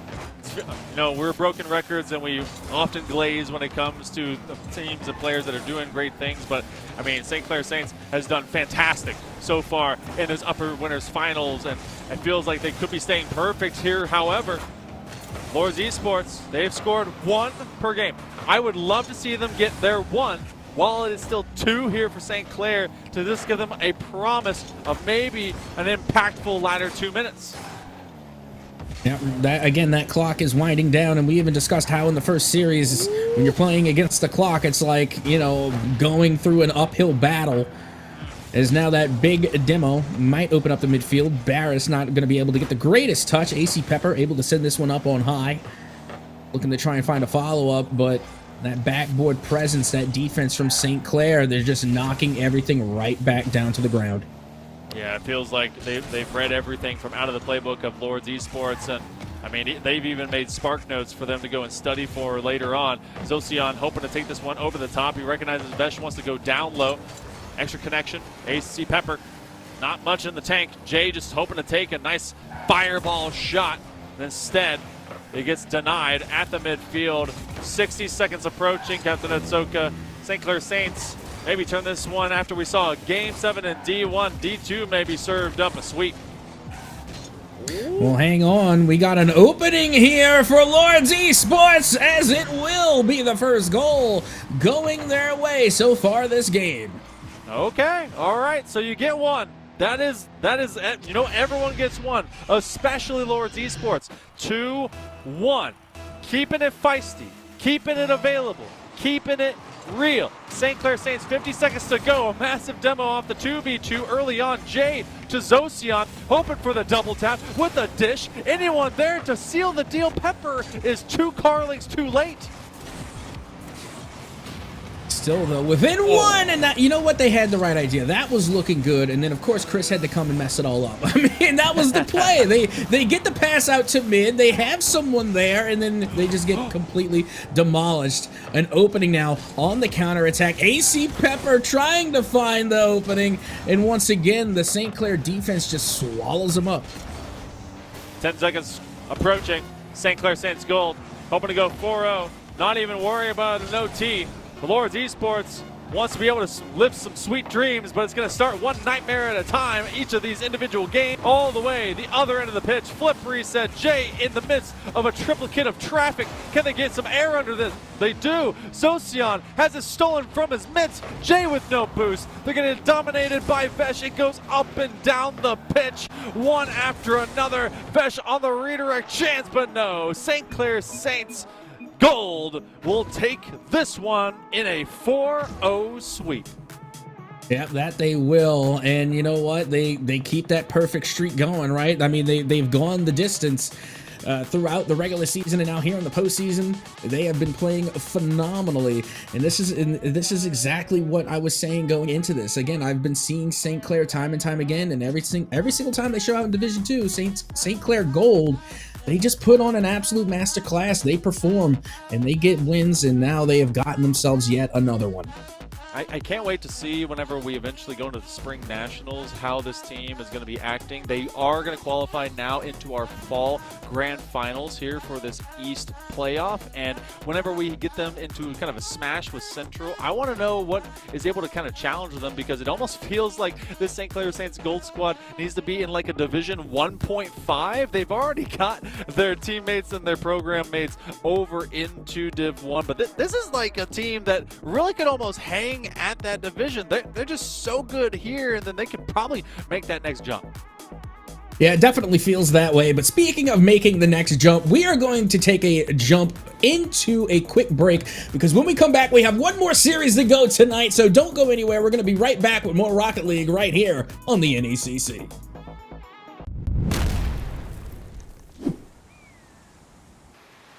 Oh man, this is incredible. Oh, wow. Huh? Yeah, that's pretty cool. It is pretty cool. Hey man, grab me a meat stick. I think I can reach it if I just a little more. Just let me go a little. I can't. Just a little more. I almost got it. Careful! Oh God! No, come on, just reach. Reach. Just grab my hand. I can't hold it. Grab my hand. Give me the meat stick. This other hand's closer. The one with the stick is. Oh.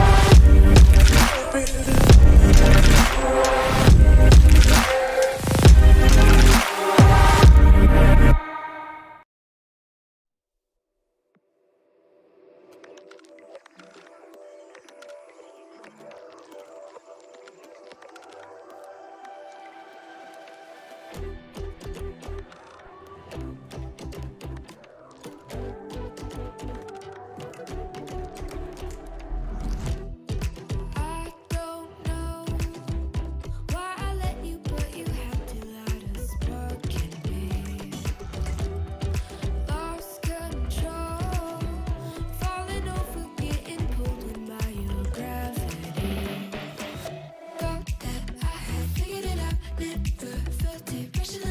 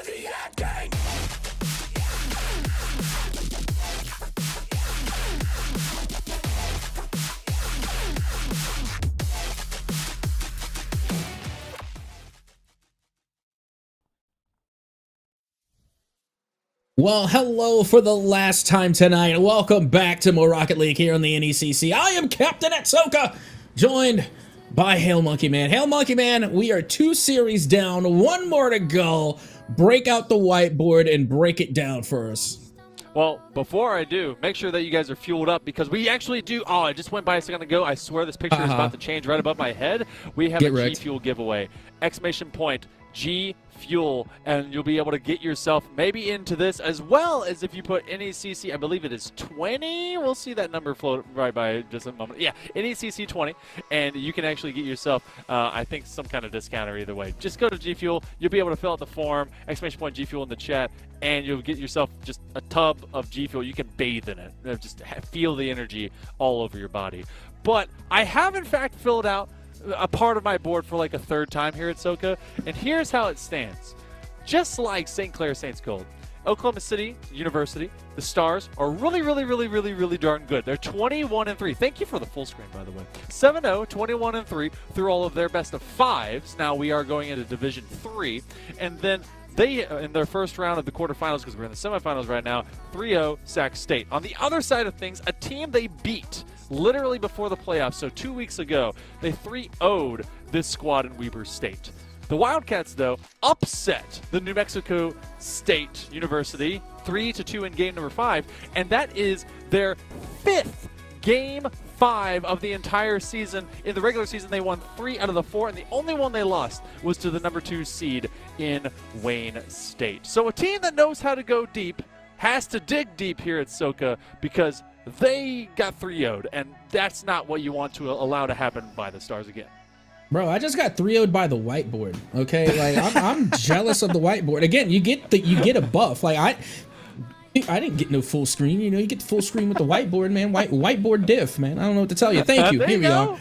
I like that. There we go. Love it. Well, thank you. Appreciate you. Oh, thank you. Actually, yeah, this is actually one of my go-to backdrops. It does fairly well. I think it gets the job done.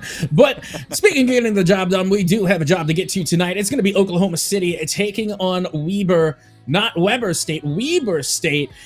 And for the side of Oklahoma City, we're going to have Miracle, Nickel, and Noter. Nickel and Noter. And on the other side for WSU, we're going to have Dread, Hyper Knight, and Rivers. It is going to be an uphill battle regardless of who you're voting for here because Oklahoma City, they're actually going to be elevating. I believe we are now treading away from best of 5s, and we're going into best of 7s. So our 3rd best of 7 of the evening. Next week is... well, it's Thanksgiving, so we won't have any of this going on. So we will be going into our finals of all of our NECC playoff action for every single title going into the first few days of December. Oklahoma City University, the Stars, they are nearly perfect on the season, having only dropped 3 games in total. Not a single one of those was when they faced off in week number 7 against Weber State. The Wildcats here, though, at SoCa, I mean, they simply have to play lights out. They've already had one upset. I mean, if they were ever going to do it, it'd have to probably be in a Game 5. Well, we'll have to see as we get ready to get into this matchup again. Like you had already gone through on the whiteboard, these are going to be a pretty close game to say. I would like to think that this is going to be a close game between these two teams, but the only thing that remains is for the game to play on, and here we are. Game number 1 officially underway. I definitely want to see every caster in the world have the whiteboard, by the way. I feel like this. I've been invigorated by having a marker and a slick surface that I can quickly erase numbers onto. I know everyone says just use notepads forehead, but that's just not the same. First 30 seconds. It's not. No, it's pen to paper feels traditional, but you want to be able to quickly move with the numbers, you know? And not only that, but also you get the full-on display so that way everyone can watch. Yeah. So yeah, being able to actually point it out and show everyone the display is also kind of nice. But here we are, nearly a minute gone, scoreless so far. And this is something that we're used to really seeing is the Game 1 scramble. You know, we've been seeing a lot of these teams come swinging out the gate. Again, you know, starting things off was Northwood in the first series and then St. Clair in the second. And, you know, it has been some really well-formulated, well-rounded Game 1s coming prepared. And this one, this is what I typically am used to seeing in a Game 1. But the thing that we're seeing that needs to happen in earnest is that the Wildcats are bringing the fight to the Stars. Oklahoma City has actually had themselves pushed back to the wall. A bouncer that's going to be tapped, into the front face of the crossbar. First signs of life are being pushed here by Weber State. Yep, and we're continuing onward, still looking to find the first goal of the game. This one's going to go back to Hyper. Mira is going to be able to take control now, going out towards the corner. And you see Rivers going to take this one up high, looking for a teammate in the man, but that one's going to get hit straight down into the ground by Tater. So far, fantastic looks for this Wildcat group as they are taking every methodical line away from Oklahoma City, trying to set this one up into a bouncer. It's a bit too high. Look how quickly Dread was hot on the rock, ready to try and take that extra challenge. Now, there's not a lot of power, but the 1-2 combination will get a pop-pass play. Dread will find this one and send it at least wide, but a player goes flying by. So now the Wildcats are suddenly in a bad spot. A great catch by Dread. No boost, no problem. They find that small pad. They're looking for that outside. That will get stolen away, and they will tell their teammates as they have to drip back into the opposite defensive corner. Well, we're past half of regulation, and honestly, I could be mistaken, but I'm pretty sure this is the longest we've gone all night without a goal. I don't think we made it through like all of half of regulation without a goal. Like, I even brought this up in one of the previous series, and as soon as I said it, a team managed to score before we passed half. So yeah, I think this is the longest we've gone 0-0. Trying to really bring out the dark magic here, seeing if you can get this one of these teams to kind of break this standstill. Dangerous motions. River actually catches it on their bumper, on their spoiler, if you will, trying to get a chance for their teammate. This is a bit of a no man's land position. Dread is going to come up, not going to adjust back to the ball since they use all their boost to climb that ladder. Oklahoma City does not look like they're as kind of ready to go into this series. I think that Weber State definitely came into this game one early on here for this best of 7, and Oklahoma City's maybe trying to be more methodical, receive more than give, but Weber State is here to tell Oklahoma City this is not going to be the same kind of series that you got with us before. I'm still surprised that we are scoreless here because we have seen a couple of good attempts coming from both sides. Again, they are right around the net, and they have the right ideas. Look at the plays being made. That's what I'm talking about. The connections are there. They're just pixels off on the shot. That's it. Oh, gotta watch out. Nice little challenge set up by defenders, rather Oklahoma City, as they start to slowly encroach. That's going to be a volleyball. You got to get there. Hyper finds another. That's a savior medal. We're going to have a lot of saves on the stat line here for Weber State. Now, you have some of those better looks by Weber State, but Oklahoma City here lately wants to steal out this game. Can they get Dread online? Rivers will go up high. A nice little double from that side wall. Tater wants to find that midfield boost. They will do so. That's going to make this counterplay a little bit more difficult for the Wildcats. Tater airs it out again, and yet now over the top rope, Dread chasing this one down. The Wildcats go one-ting, but now the Stars begin taunt. Oh my goodness, I cannot believe game number 1 likely to end in a 0-0 OT. Oh boy. To start things off. I even said in the pre-show that this one probably was going to go the distance to a game 7, and if each game is going to be like this one, chances are that's exactly where we're going. But for now, we're headed into overtime. Both, game number 1, I like to say that it's about who's ready first.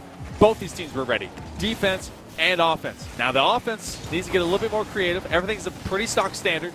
Take advantage of mistakes when you can. It's not been the cleanest. Trying to set this one up, going to the backboard. Defense has been able to rotate very, very well here for the Wildcats. They just can't let any of that pressure develop into their own box. Over the top, Mira with the exclamation point to their name. The first 30 seconds in Oklahoma City is trying to make this one just a half field long, but look at this counterplay as they bounce their way out. Oh, that clock is now ticking upward. So, I mean, it's golden goal opportunity here, but to think to start off game 1 would be so evenly matched between these two.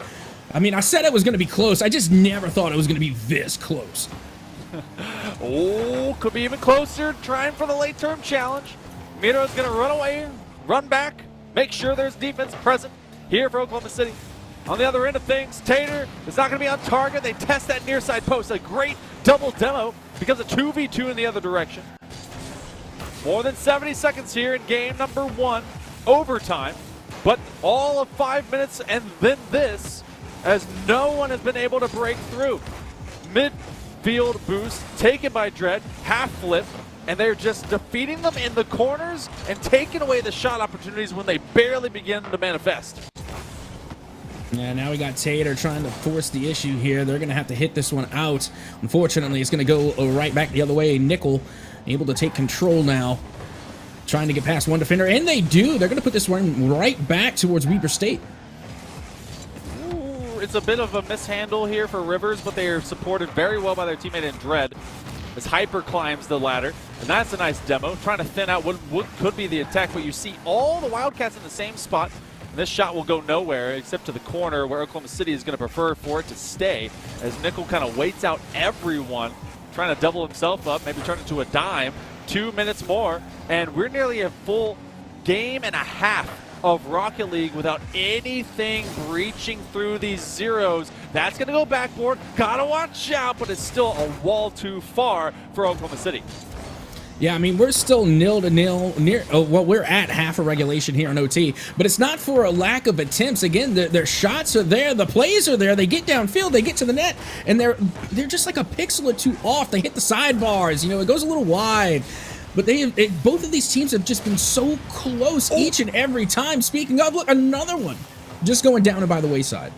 Impactful demos have really reset and kind of stalled what could be some stellar offenses, and these. Oh, you got to watch out. That's exactly what the defender in the backhand for the Wildcats was saying, because they had a third man ready to pounce on the side of the Stars. Now all the way upfield, Rivers, who has been such a dynamic force in the side of Weber State, tries to just kind of full send that car. Oh boy, the pre-flip by Mira. They're actually going to get the boost away. Dread trying to get involved, and that's a chance, but the attacker backflipped in the top of the box. And now you can see the demos coming out there. Big demo on Mita. Open opportunity there, but Rivers is able to recover to get the save and clear it away. And now Dread going to be going the other way. Oh boy. Are we going to have 2 full game links of Rocket League before a score? Trying to just neutralize them. Dread picks up their own Savior medal. We are nearly 9 minutes in of Rocket League. That's like Microsoft minutes, but somehow even longer with no one scoring. They've been traveling. It's a field trip. Dread with the Dread shot. Top level. And finally the drought is broken. And there you have it. In OT, nearly 2 regulations on the clock. Approaching that 4-minute mark in OT. Unreal to start things off. My goodness, if this is going to be an indicator of how the rest of the series will go, we're going to be in for one heck of a ride. Look at this, though. We have 10 shots by Oklahoma City with 1 save. We have 7 shots by Weber State, the Wildcats, posting up 8 saves. So planted were the feet of the Weber State Wildcats, and they kept themselves strong, whereas Oklahoma City was throwing paint at a wall and hoping that an image would eventually begin to manifest. A couple times in rotation, I felt like both of these teams could have been punished, and finally something stretched beyond the arms of the Stars before they could catch up to it, and it was Dread, who had been trying to go to that top level so many times, finding it in transition. It was nothing until 3:54 into overtime. You said this one would be close. I said it would have to at least go to beyond a game number 5, because that's what we've had the entire season. Now with the BO7, it felt like it really is going to have to go the entirety of this dance. It definitely does feel that way, at least until we are proven otherwise. Again, you could, I guess at best you can maybe chalk it up to a game 1, right? You know, a little bit of a game 1 scramble. But the fact that it went into nearly 4 minutes of OT, I feel like both of these teams had more than long enough to warm up. So let's see how game 2 goes, as Nickel nearly able is to score within like the first 10 seconds. Trying to really just completely flip the script. A defensive masterclass into a offensive disaster class in the other direction, and see if it just kind of works out. guess who? Dread, capital letters, and making you dread that every time they go into the sky that you could get scored on, but still they are met by a tantamount of defenders here from Oklahoma City. Remember, it was just one save that the Stars had a little bit before. Wonder if that's going to continue to be kind of a trend, but it's an early score. My goodness, they can score in regulation? Who knew? I mean, don't get me wrong, that demo down low, I mean, you blink and you missed it, but I promise you that definitely had effect on that goal, because not only were they able to clear out a defender, but it also provided a distraction with the smoke screen, maybe covered up that player taking the initial shot there behind it. So again, the demos really do go a long way, and now Hyper, not needing any demos, is able to take this one in all by themselves. This is just kickoff rotation, taking advantage of the extension. One extra tap. Tater unready. They had Nickel behind them on the backside post, but they were the closest defender and they had to leap early. But by the time they were even thinking about it, the thought process had already been 7900X processed by Hyper, and they're trying to do it again in just minute number 1. Oh, 1 minute now gone, and my goodness, like, what a night and day difference. I mean, you look at game number 1, and we were literally 0-0 for an entire 5 minutes. Actually, you know, if you want to be real about it, 9 minutes, right? And now with not even a minute gone, already 2 goals have been scored. Like, literally a change just so drastic to happen between games 1 and 2. Key thing that we got to see, how does Oklahoma City bounce back? Because if you gotta consider this, 1, only 3 games lost the entirety of the regular season. They're currently down 2-0. Now that's not a mountain to climb. It could be made worse, but it's a great save by Mira. But they are scoreless now through what is basically 2.5 games, considering how long that overtime was. And you got to stabilize. Cannot allow Weber State to continue to control. But Weber State, this is a different beast, a different Wildcat than what they had in the regular season, and they are bringing the fight to Oklahoma City. Yeah, there goes Tater. Unfortunately, didn't have enough boost to follow it up, but now Rivers off the backboard. Not going to be able to get it to go, but, you know, Weber State, you know, they're really coming alive on the offense this time around, and you know what? They're sharing the ball a lot more, too. They're really moving a little bit more coordinated as a team, whereas in game 1, it just kind of felt like individual efforts. Yeah, this is definitely a completely, like, separate squad, considering that they had to do it with just kind of the one-off plays. Really didn't have the depth that they were wanting, at least in terms of, you know, secondary and tertiary moments. Oklahoma City felt like they actually had quite a few passing plays. Oh, but that's going to be one that ends up working out. Nickel putting on, and it's off to the face of a defender, but you know what? They take whatever they can. Oh, what? And not only that, but I felt like this one was going in regardless, to be completely fair. Like, it went off of a defender, yeah, sure, but the ball was already in the net. You know, and the player that it went off of was in front of the ball. So, I mean, I wouldn't even chalk it up as an own goal by no stretch of the imagination. That one was in no matter what. I'd say it had a very high likelihood. Maybe if they, you know, if they don't catch Weber State with that same level of pace, maybe they were able to get behind the ball. But just like you said, they were crowned the net. And now Oklahoma City trying to turn it into 2 in a row if they can. Both players defensively in the box, unmoving, unyielding though, with less than 2 minutes remaining.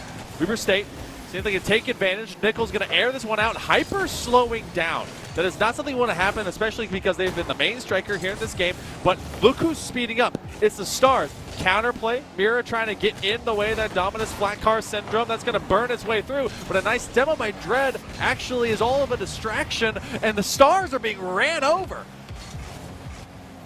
And, you know, that's what I love to see. You know, that's what I play Rocket League for. You know, I want to see the demolitions. I want to see the explosions. And right now, you know, it really is not, I don't want to call it an art, because again, I'd be kind of like, you know, I'd be over exaggerating a bit, but there is actually methods to demos, by the way. You know, you do, if you pull them off in rotation, you're going to show success. Again, you can't just pull off demos willy-nilly and find results. That's not how it works. If anything, if you go for a demo out of turn, you could be costing yourself a goal. So, I mean, demos in and of themselves have to be calculated. No, I completely agree. One of the toughest things, or toughest people to be able to take down in one of the games of Valorant is someone that's not looking at you because they're doing something the opposite of what you want them to do. In Rocket League, trying to get those demos much in the same factor as someone that is rotating away because you can't quite read them. So doing so in stride presents such a different way to play this game. But with less than 30 seconds to go, the game has been simplified for the Wildcats. They scored 2-0 early. Oklahoma City has to get this next goal, and a fantastic offensive is going to make it much more difficult for the Stars to move upfield. Running out of time now. They may have time for like one more try, but Weber just pushing closer and closer still into the territory of Oklahoma. They're just not going to allow it. They're not going to give them any room, no breathing room whatsoever. Last second now gone off the clock, trying to put this one to bed, and there you have it. Weber State now go up 2-0 in the series. Remember, this is Division 3. Division 1 and Division 2, you get that extra life. Division 3 is a different ball game. It's a previous ball game of what we do through the previous years of NECC. It is single elimination. If Oklahoma City does not get themselves sorted in order, balance, and maybe even scoring first, they can see themselves taking an early exit through this Western playoff in Division 3, and Weber State could be presenting yet another upset on their run to the fall championships. That would be a heck of a way for this team to bounce back, especially considering recency bias. They lost 3-0 in the regular season, and they've just posted up 2-0 on a team that's only given up 3 games in the entirety of the regular season. That's extraordinary. Yeah, and you know what? This is the benefit, at least, is that, you know, this is a best case, so there is still plenty of opportunities. You know, we're going to play 4 games regardless. So they went down the first 2, but now they have 2 other games to make up for it. So again, the equal opportunity is still there to correct the mistakes that you made in the first 2 games and to take them back, right? So again, the opportunity is there. It's just going to come up to Oklahoma City on whether or not they're going to capitalize. Wildcats trying to cosplay as a singularity and make the Stars be completely dim and lights out. That's the way that this squad has been playing. They have brought not only that distance factor of having to go deep into game number 1 OT, but also forcing the Oklahoma City Stars to have to come to them. We go into minute number 1 of game number 3 to Captain Ahsoka's second favorite map. Get to see how Oklahoma City might be able to bring the fight. Well, let's find out. Dredd is going to be taking this one down the pitch, able to get it off the backboard. Rivers not going to be able to get past the Tater, as they're going to knock this one down and going to send it the other way. Dredd, again, looking for a touch. Not going to be able to get it to go. Mira! Look at that! Is able to put that one on and in for the first goal of Game 3. A banger, and unfortunately there for Dredd, there was way too much pace and power bringing off the sidewall. So Mira, who you have to bring a little bit of gumption and oomph to that name because of the exclamation point. They do draw first blood, and that is the first time that Oklahoma City has been able to score before Weber State.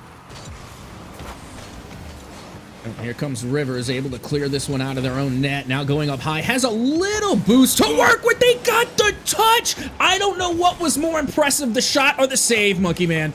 Oh, man, a little bit of both because the tiniest angle of difference. Trying to set it up for a teammate, but Tater does not give them any quarter nor availability, as that zone will be one off. And okay, Tater, they thought that they were going to be pressing up, so they played out for the fake, but instead simply playing it back, and they had 2 defenders and everyone collecting themselves on the side of Oklahoma City. So everyone's got to calm down on both sides. I feel like Oklahoma City is ready to spark, and Weber State just trying to outthink themselves a bit too much in these plays.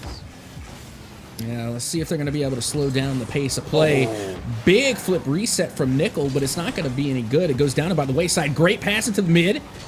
Not going to be received, though. Hyper. That pitch looks like it's on target, but it gets broken up again by Nickel. So, you know, no love lost there. But once again, Weber are going to try and get the job done on the counterattack. No Cooksers for free. You're going to see a defender eyeball that from a distance and make sure to put something directly on target. Heck of a power flick. You can only get those from Dominuses. Just Dom things, hashtag. But we're going nearly to midway of game number 3. 1 extra touch, make it 2. Rivers with the setup. Trying to kind of just lock in the defender right there. And Dredd has to retreat. They're going to steal that corner boost. Make sure to make things a little more difficult here for the Stars. A little bit of a double commit there. Weber gonna go all in on the offensive side. Hyper with a chance, and it's gonna get broken up. So far, the Oklahoma City defense has just been absolutely phenomenal at breaking up a lot of these plays, because once again, it's the same plays that Weber were pulling in game number 2 to find goals. And rightfully so, they led to goals. This time, Oklahoma City is just denying. They're breaking up the passes, and they're breaking up the shots. Yeah, the frequency of the challenges and the way that they're happening on top of either of these teams, Weber State in the first couple of games was, in terms of just being in sync, on top of Oklahoma City whenever they were going for these initial rundowns. Now, it's been Weber State that they're being read. That one's going to go top shelf, though, and for all intents and purposes, we're in a tied ball game. 100 seconds to go. Oklahoma City can slam the door shut, but it's Rivers that's peeking just through the crack. Yeah, and you got to keep in mind, Weber State has been scoreless for 3 minutes and 20, and they were finally able to manage to equalize. Now that pressure's off a little bit. Like, granted, it's still a tie ball game. You know, there's still going to be the pressure there. However, now you don't have to worry as much. Now it's not about keep up. Now it's just about taking the lead and trying to get the dub here in Game 3, as, once again, Weber are trying to scramble out of their own half. You know, when I look at this game, it might as well be Game 1, especially with the way that everything has just been able to come through. But finally, the breakthrough. Nickel has found their way through a couple times. Tater with this pop, making the defender jump for them, and they could seal the deal with their teammate jumping through. Yeah, I mean, I got to give it up to Tater on that one, because not only did they get past one defender, but they also got past the second, the gold defender, to get that one to go. So, I mean, don't get me wrong, Nickel, 100% you get the goal, you get the credit, you get everything that comes with it. But, I mean, Tater, they definitely put in the legwork on that play. So now with 60 seconds to go. Oh, that's going to be on target. There it goes right into Mira, who has been pretty lights out themselves. Making sure to make things difficult here for Weber State Wildcats. This is going to go sidewall, a bouncing foray into the defensive play. Tater, oh, they juke out too. It is an island situation here for Rivers, but they flow just on the other side.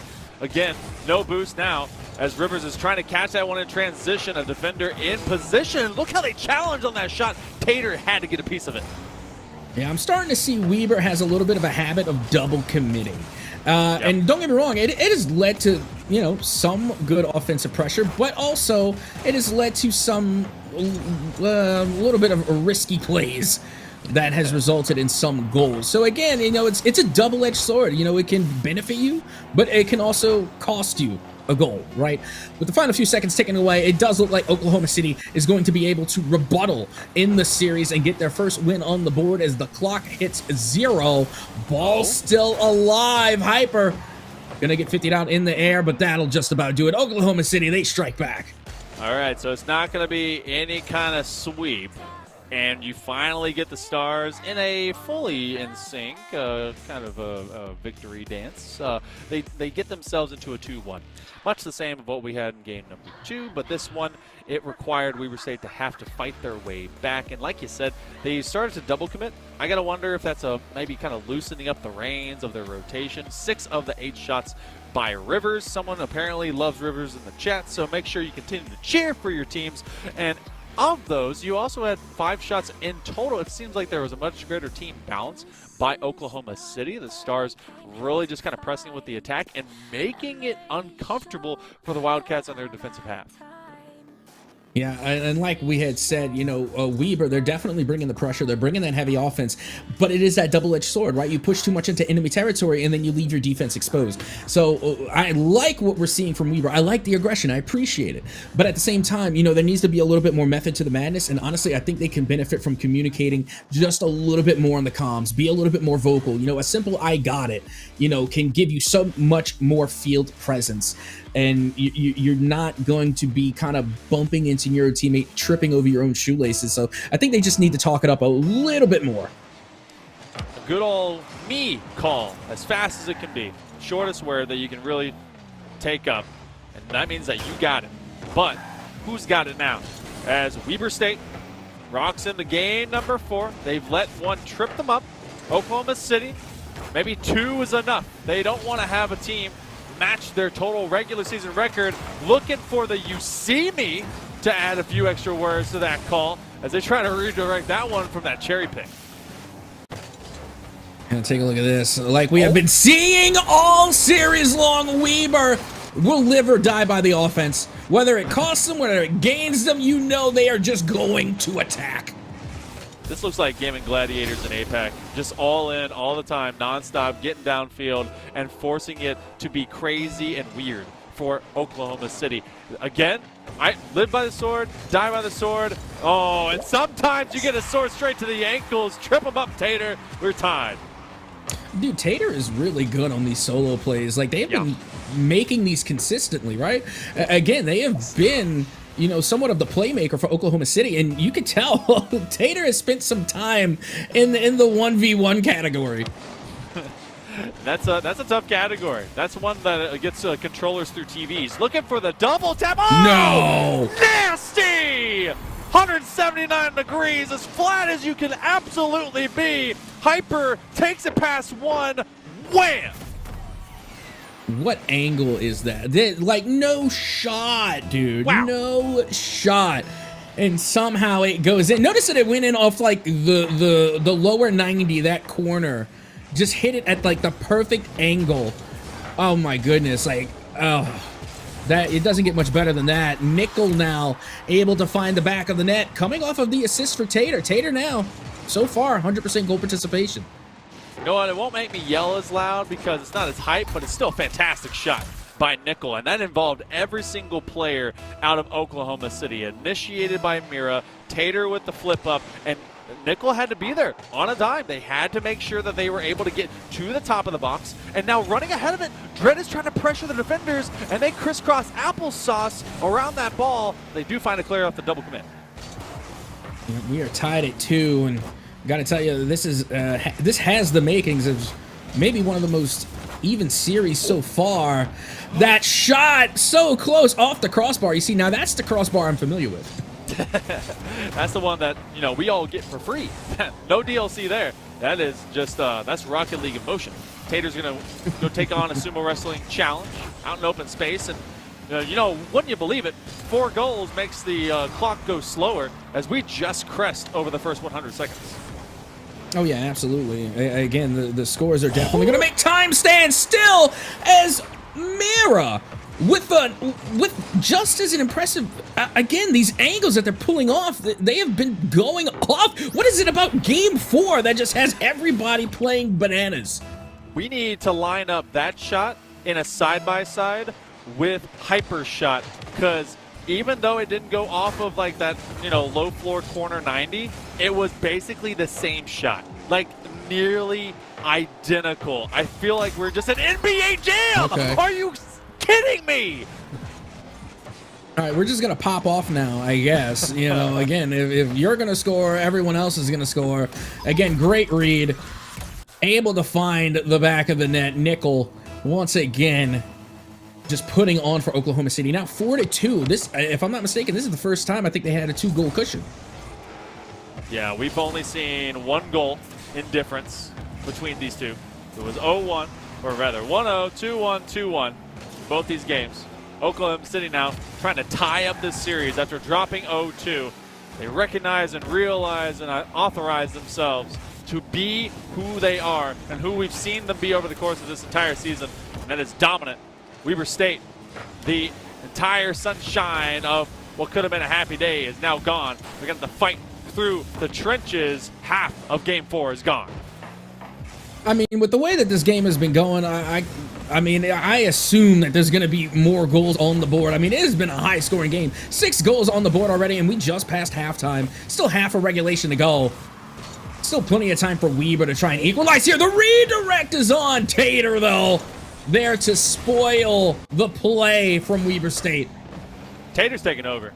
I mean, obviously Nickel and Mira have been fantastic accessories, and everyone is having a chance to really kind of shine. But Tater has been an indomitable force here for the Stars of Oklahoma City. What was a muted function, and Weber State really and rapidly rearing up and getting in their face. I mean, wow. Mira trying to redirect, using that dom to full effect, and it's just a pot shot. Oh, that goes off of every angle you don't want if you're a Wildcat, and a 5th goal acquired here by Oklahoma City. Yeah, I don't know what happened in between games 2 and 4, but Oklahoma City, they just flipped the switch. I mean, it started in game 3, and now they are just, you know, they're going just pedal to the metal here. It's like a completely different team than what we saw in the first 2 games. It's a demon squad. Got all those obstacles out of their way. And Weber State, you know, if they were going to be taking this team down via ambush, via surprise, they had to have done it through game number 3 to at least put the ultimate pressure of elimination onto the Stars. And instead, they have given them traction, a moment, a chance, and apparently 5 goals as Weber State continues to struggle to get this one over the midfield line. Collectively, they've had their looks. There's actually no one on target, so that's actually going to allow Hyper to get this one within range. It's 1 minute to go, basically, with just 2 goals down. Yeah, I mean, this is just fundamental Rocket League at the end of the day. You know, it didn't have to be anything high-flying, no insane angles, right? No flip resets, just good old-fashioned fundamentals. Pass out to the mid. And now, just like that, we are back within 2, back within striking distance. Just under a minute to go. Weber's still in it, as that one's our target, and it goes in! You can never doubt where the ball's dropping, man. You gotta send someone up. Mira gets challenged, that top corner, no one can bounce up in time. And Tater had the last look and realized, wait a minute. And that one, 8 seconds later. And we see ourselves in a 1-goal ball game trying for the challenge to tie it up. What are these goals? I mean, this has been absolutely ridiculous, as nearly Oklahoma City found an opening, but unfortunately not able to capitalize, as this one goes up on high. And now Nickel able to return the favor. Rivers now takes control. They have boost. They have a teammate down low. They get the bump. The follow-up is good. I cannot believe this. It was 5-2. 3 goals in a row. Weber State, Dread taking on the fight against Mira. They just force him to jump early, and Rivers completes the job. We have 10 goals, 5 apiece. Plenty of time for someone to probably get one more before we go to overtime. I mean, these teams are literally going throughout the entire field here in Rocket League. I mean, they start out the first game 0-0. It's like they're covering every single possible scoreline. They get the lows with a 0-0 and then a 1-goal OT. Then it's like kind of mid. You know, you get a couple of goals on the board. It was like 2-1, and now we have 10 goals. We're just checking off like all the boxes here in game number 4. Here we go for the second time in the series. We have OT. I hope you guys are bringing your Rocket League-based bingo cards, because we're playing full blackout right now. Maybe even 4 corners, every single space about to be covered up. Oh, man, covering things up, looking for the double tap. That's going to be a clear out to midfield, but it's caught immediately by Nickel. We're going to have to retreat, get some midfield boost. Mira's going to play with it, and look how the defenders, there's no one on the backboard. A dangerous motion, especially because Nickel was trying to air things out. Rivers to the backboard. Can he follow? Tried to, but now some boostless Stars end up streaking down the other side. And for the second time in this series, that clock is ticking upward. Now, keep in mind that we had about 4 minutes into overtime the last time these two teams were here in extra minutes. Wondering if it's going to take that long again. I mean, I don't think by the end of this it can be called into question whether or not these teams are evenly matched. Just from the games that we have seen so far, I am more than comfortable saying that this is an even matchup.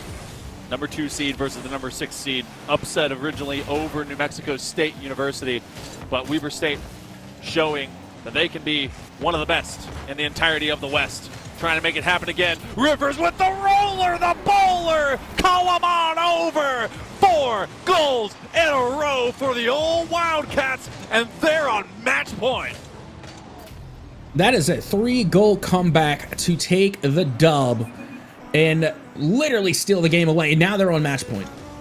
I mean, my goodness, they are 1 game away from taking the dub. And again, like you had said, being at an upset of just the amount of like, again, a 3-goal comeback that does not happen very often, okay? Yeah. Especially when you got mere seconds on the board. You go to OT and they steal the game away. Absolutely phenomenal. You're looking at 12 shots to 10.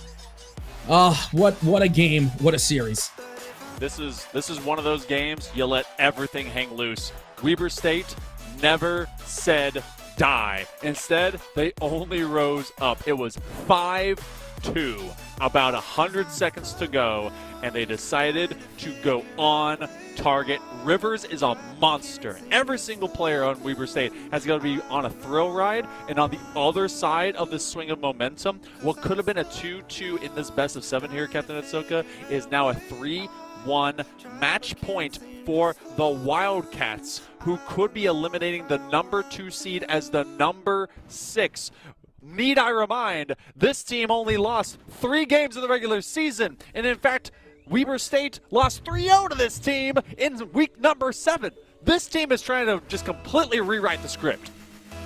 Yeah, and you know, I would hate to say it so early, but Weber going into this next matchup has a huge advantage. I mean, not only do they have 2 games, 2 wins, you know, on the scoreboard, but they're going to have all the momentum going into this one. Oklahoma City has their back up against the wall here. It's a must-win, and especially, like as you had mentioned, in Division III, it is a single elimination. This is it. You know, they gotta make the comeback, or they're done. Gotta find a way. You gotta gut check. If you're as good as you've been in the regular season, if you're as good as you can be to actually win a Western Division championship, then you've got to prove it, and you've got to take 3 games in a row. 3-1 leads in series aren't safe at the professional, collegiate, amateur, any level. I've seen reverse sweeps of this making as well. But the first minute of play, Weber State is trying to test the stars. Well, I got to tell you, Oklahoma City, they are looking pretty good to start things off here. Again, it looks like they're not going to let the previous game phase them. They are still bringing the same type of confidence to their shots and to their passes. A lot of times when teams get rattled, there's a lot of hesitation. I'm not seeing that from Oklahoma City. No, I feel like they caught that previous game. They recognized within that 1 minute of difference going from game number 4 into 5 that they have this game. They could have been able to win that. They let it get away from them. So being very professional, very clinical about how they want to take this on. But Weber State is going to kind of give them the most competitive disrespect. I don't mean that in a negative say, but just how they bring on these challenges. They need to consistently meet the Stars out in open field. 100 seconds finally do elapse, and like you said a bit before, double commit's still here for the Wildcats. Like I said, they're going to live and die by it, dude. Like you even said it, you know, live by the sword, die by the sword. We're going to live or die by the offense here at Weber State. I mean, my goodness. I mean, they've even dropped the game because of it, right? I mean, that's how they lost that, what was it, game 2, I believe it was, or game 3. No, game 2.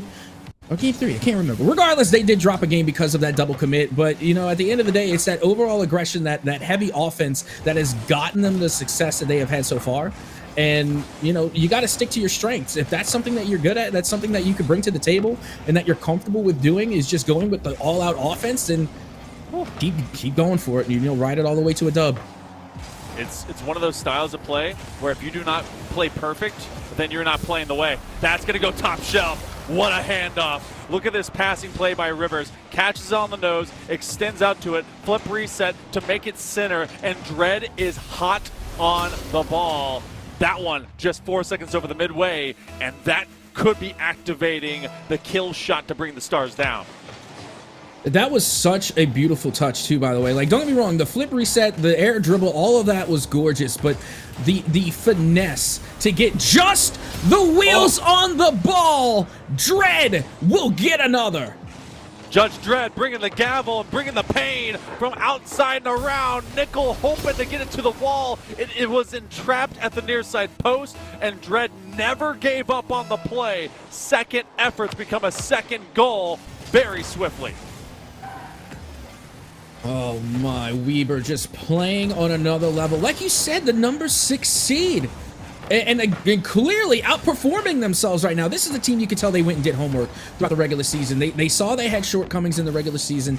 They went and they looked at the replays. They probably talked to coach. You know, they went and ran some private matches. You know, this is a team you can tell has put in a lot of work to see the changes, to see the improvement here in the postseason.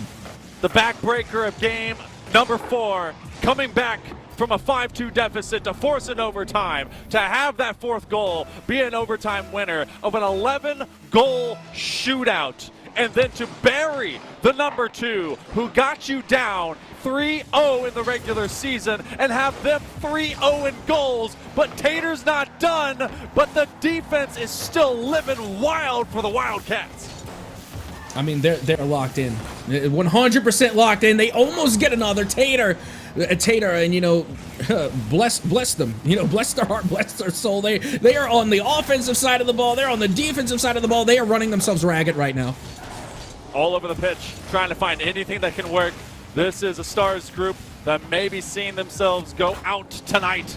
75 seconds. Weber State just has to keep playing their game, a way that can be so punished, but yet they're the ones bringing the hurt locker to Oklahoma City. It is 1 minute until the second upset in a row for Weber State, and for them it is just business. Dunking it down, big save by Nickel. They need a transition. Yeah, and right now you got to keep in mind, even though that Oklahoma City is keeping Weber State out on a lot of these attempts, you have to keep in mind every single possession, every single shot Weber State takes is at least another 10 seconds off the clock, and they are running out of time. Big demo, open net, Nickel able to send it home, 37 seconds to go. Remember, we had a 3-goal comeback. It wasn't as close as this clock, but what a heckin' juke. Nickel just freezes out, forces them to jump, and is able to find one. Remember, score with time. It is not about how much, simply get there. Here we go. Just over 30 seconds remaining. Oklahoma City able to put the pressure on. There's the shot. The bump is there. Dredd, though, able to get the save, and now this one's going all the way the other way. Not going to try and force the issue. That was probably the smartest play throughout the entire series. Notice that they saw the open net, but they knew that they could not get there in time before the defense could recover. So instead of just trying to force the shot, instead they back pass it and they eat more of the clock. This is going to be precious seconds that the Stars cannot afford.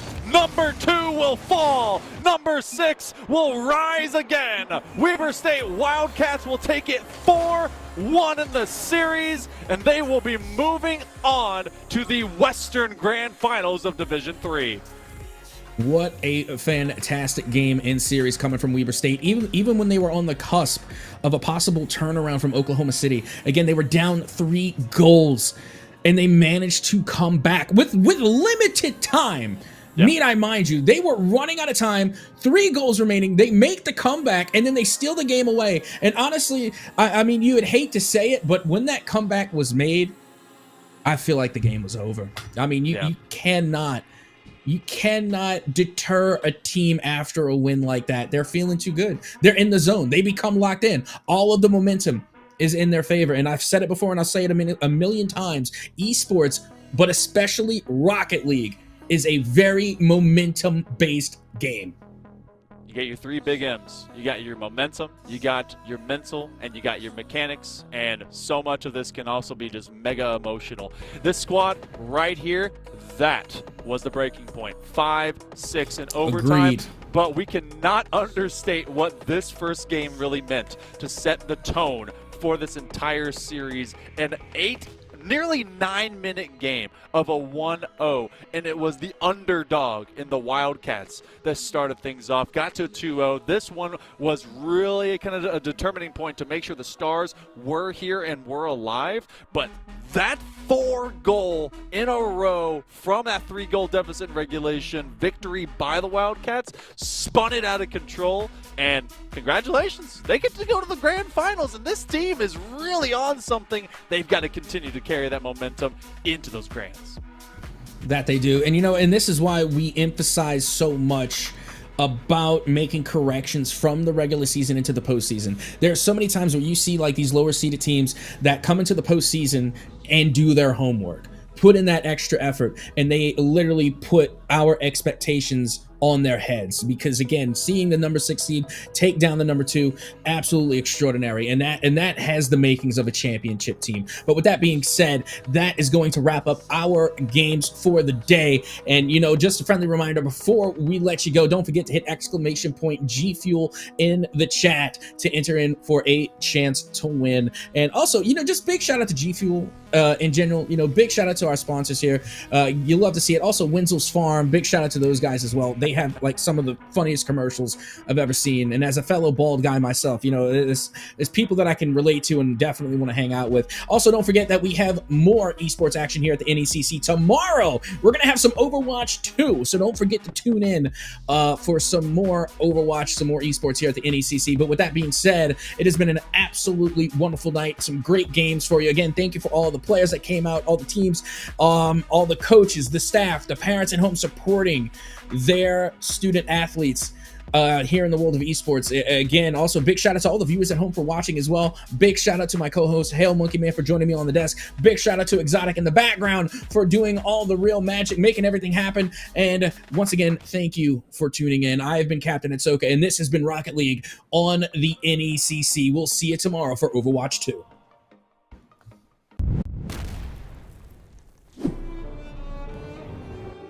What am I supposed to say? It doesn't matter. He's dead. He ain't listening to you anyway. I'm hungry. No. Put it away. I can't watch it. Oh, crap. Just reach in. You gotta pull it. Just grab it. Just take it out of his hand. What do you mean you can't? He won't let go. What do you mean he won't let go? He's dead. Help me. Get in there. No, just hold on. Make him let go of it.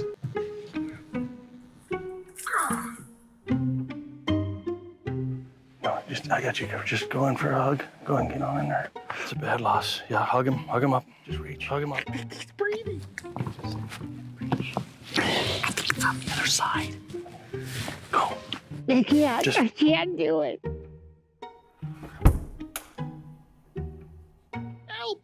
Help me, Lord. Help me get over this loss. I can't breathe. Yeah, I can't breathe. I'm so upset. I can't breathe. Stop. You knock on wood so they go to heaven. It's like a lucky. Hey, get the stick. Yeah. Hey, do you the meat stick? Yeah, I got it. Hey, just hold tight for a second. They're moving the casket. Just hold tight. Yeah, that's no worries. I got it.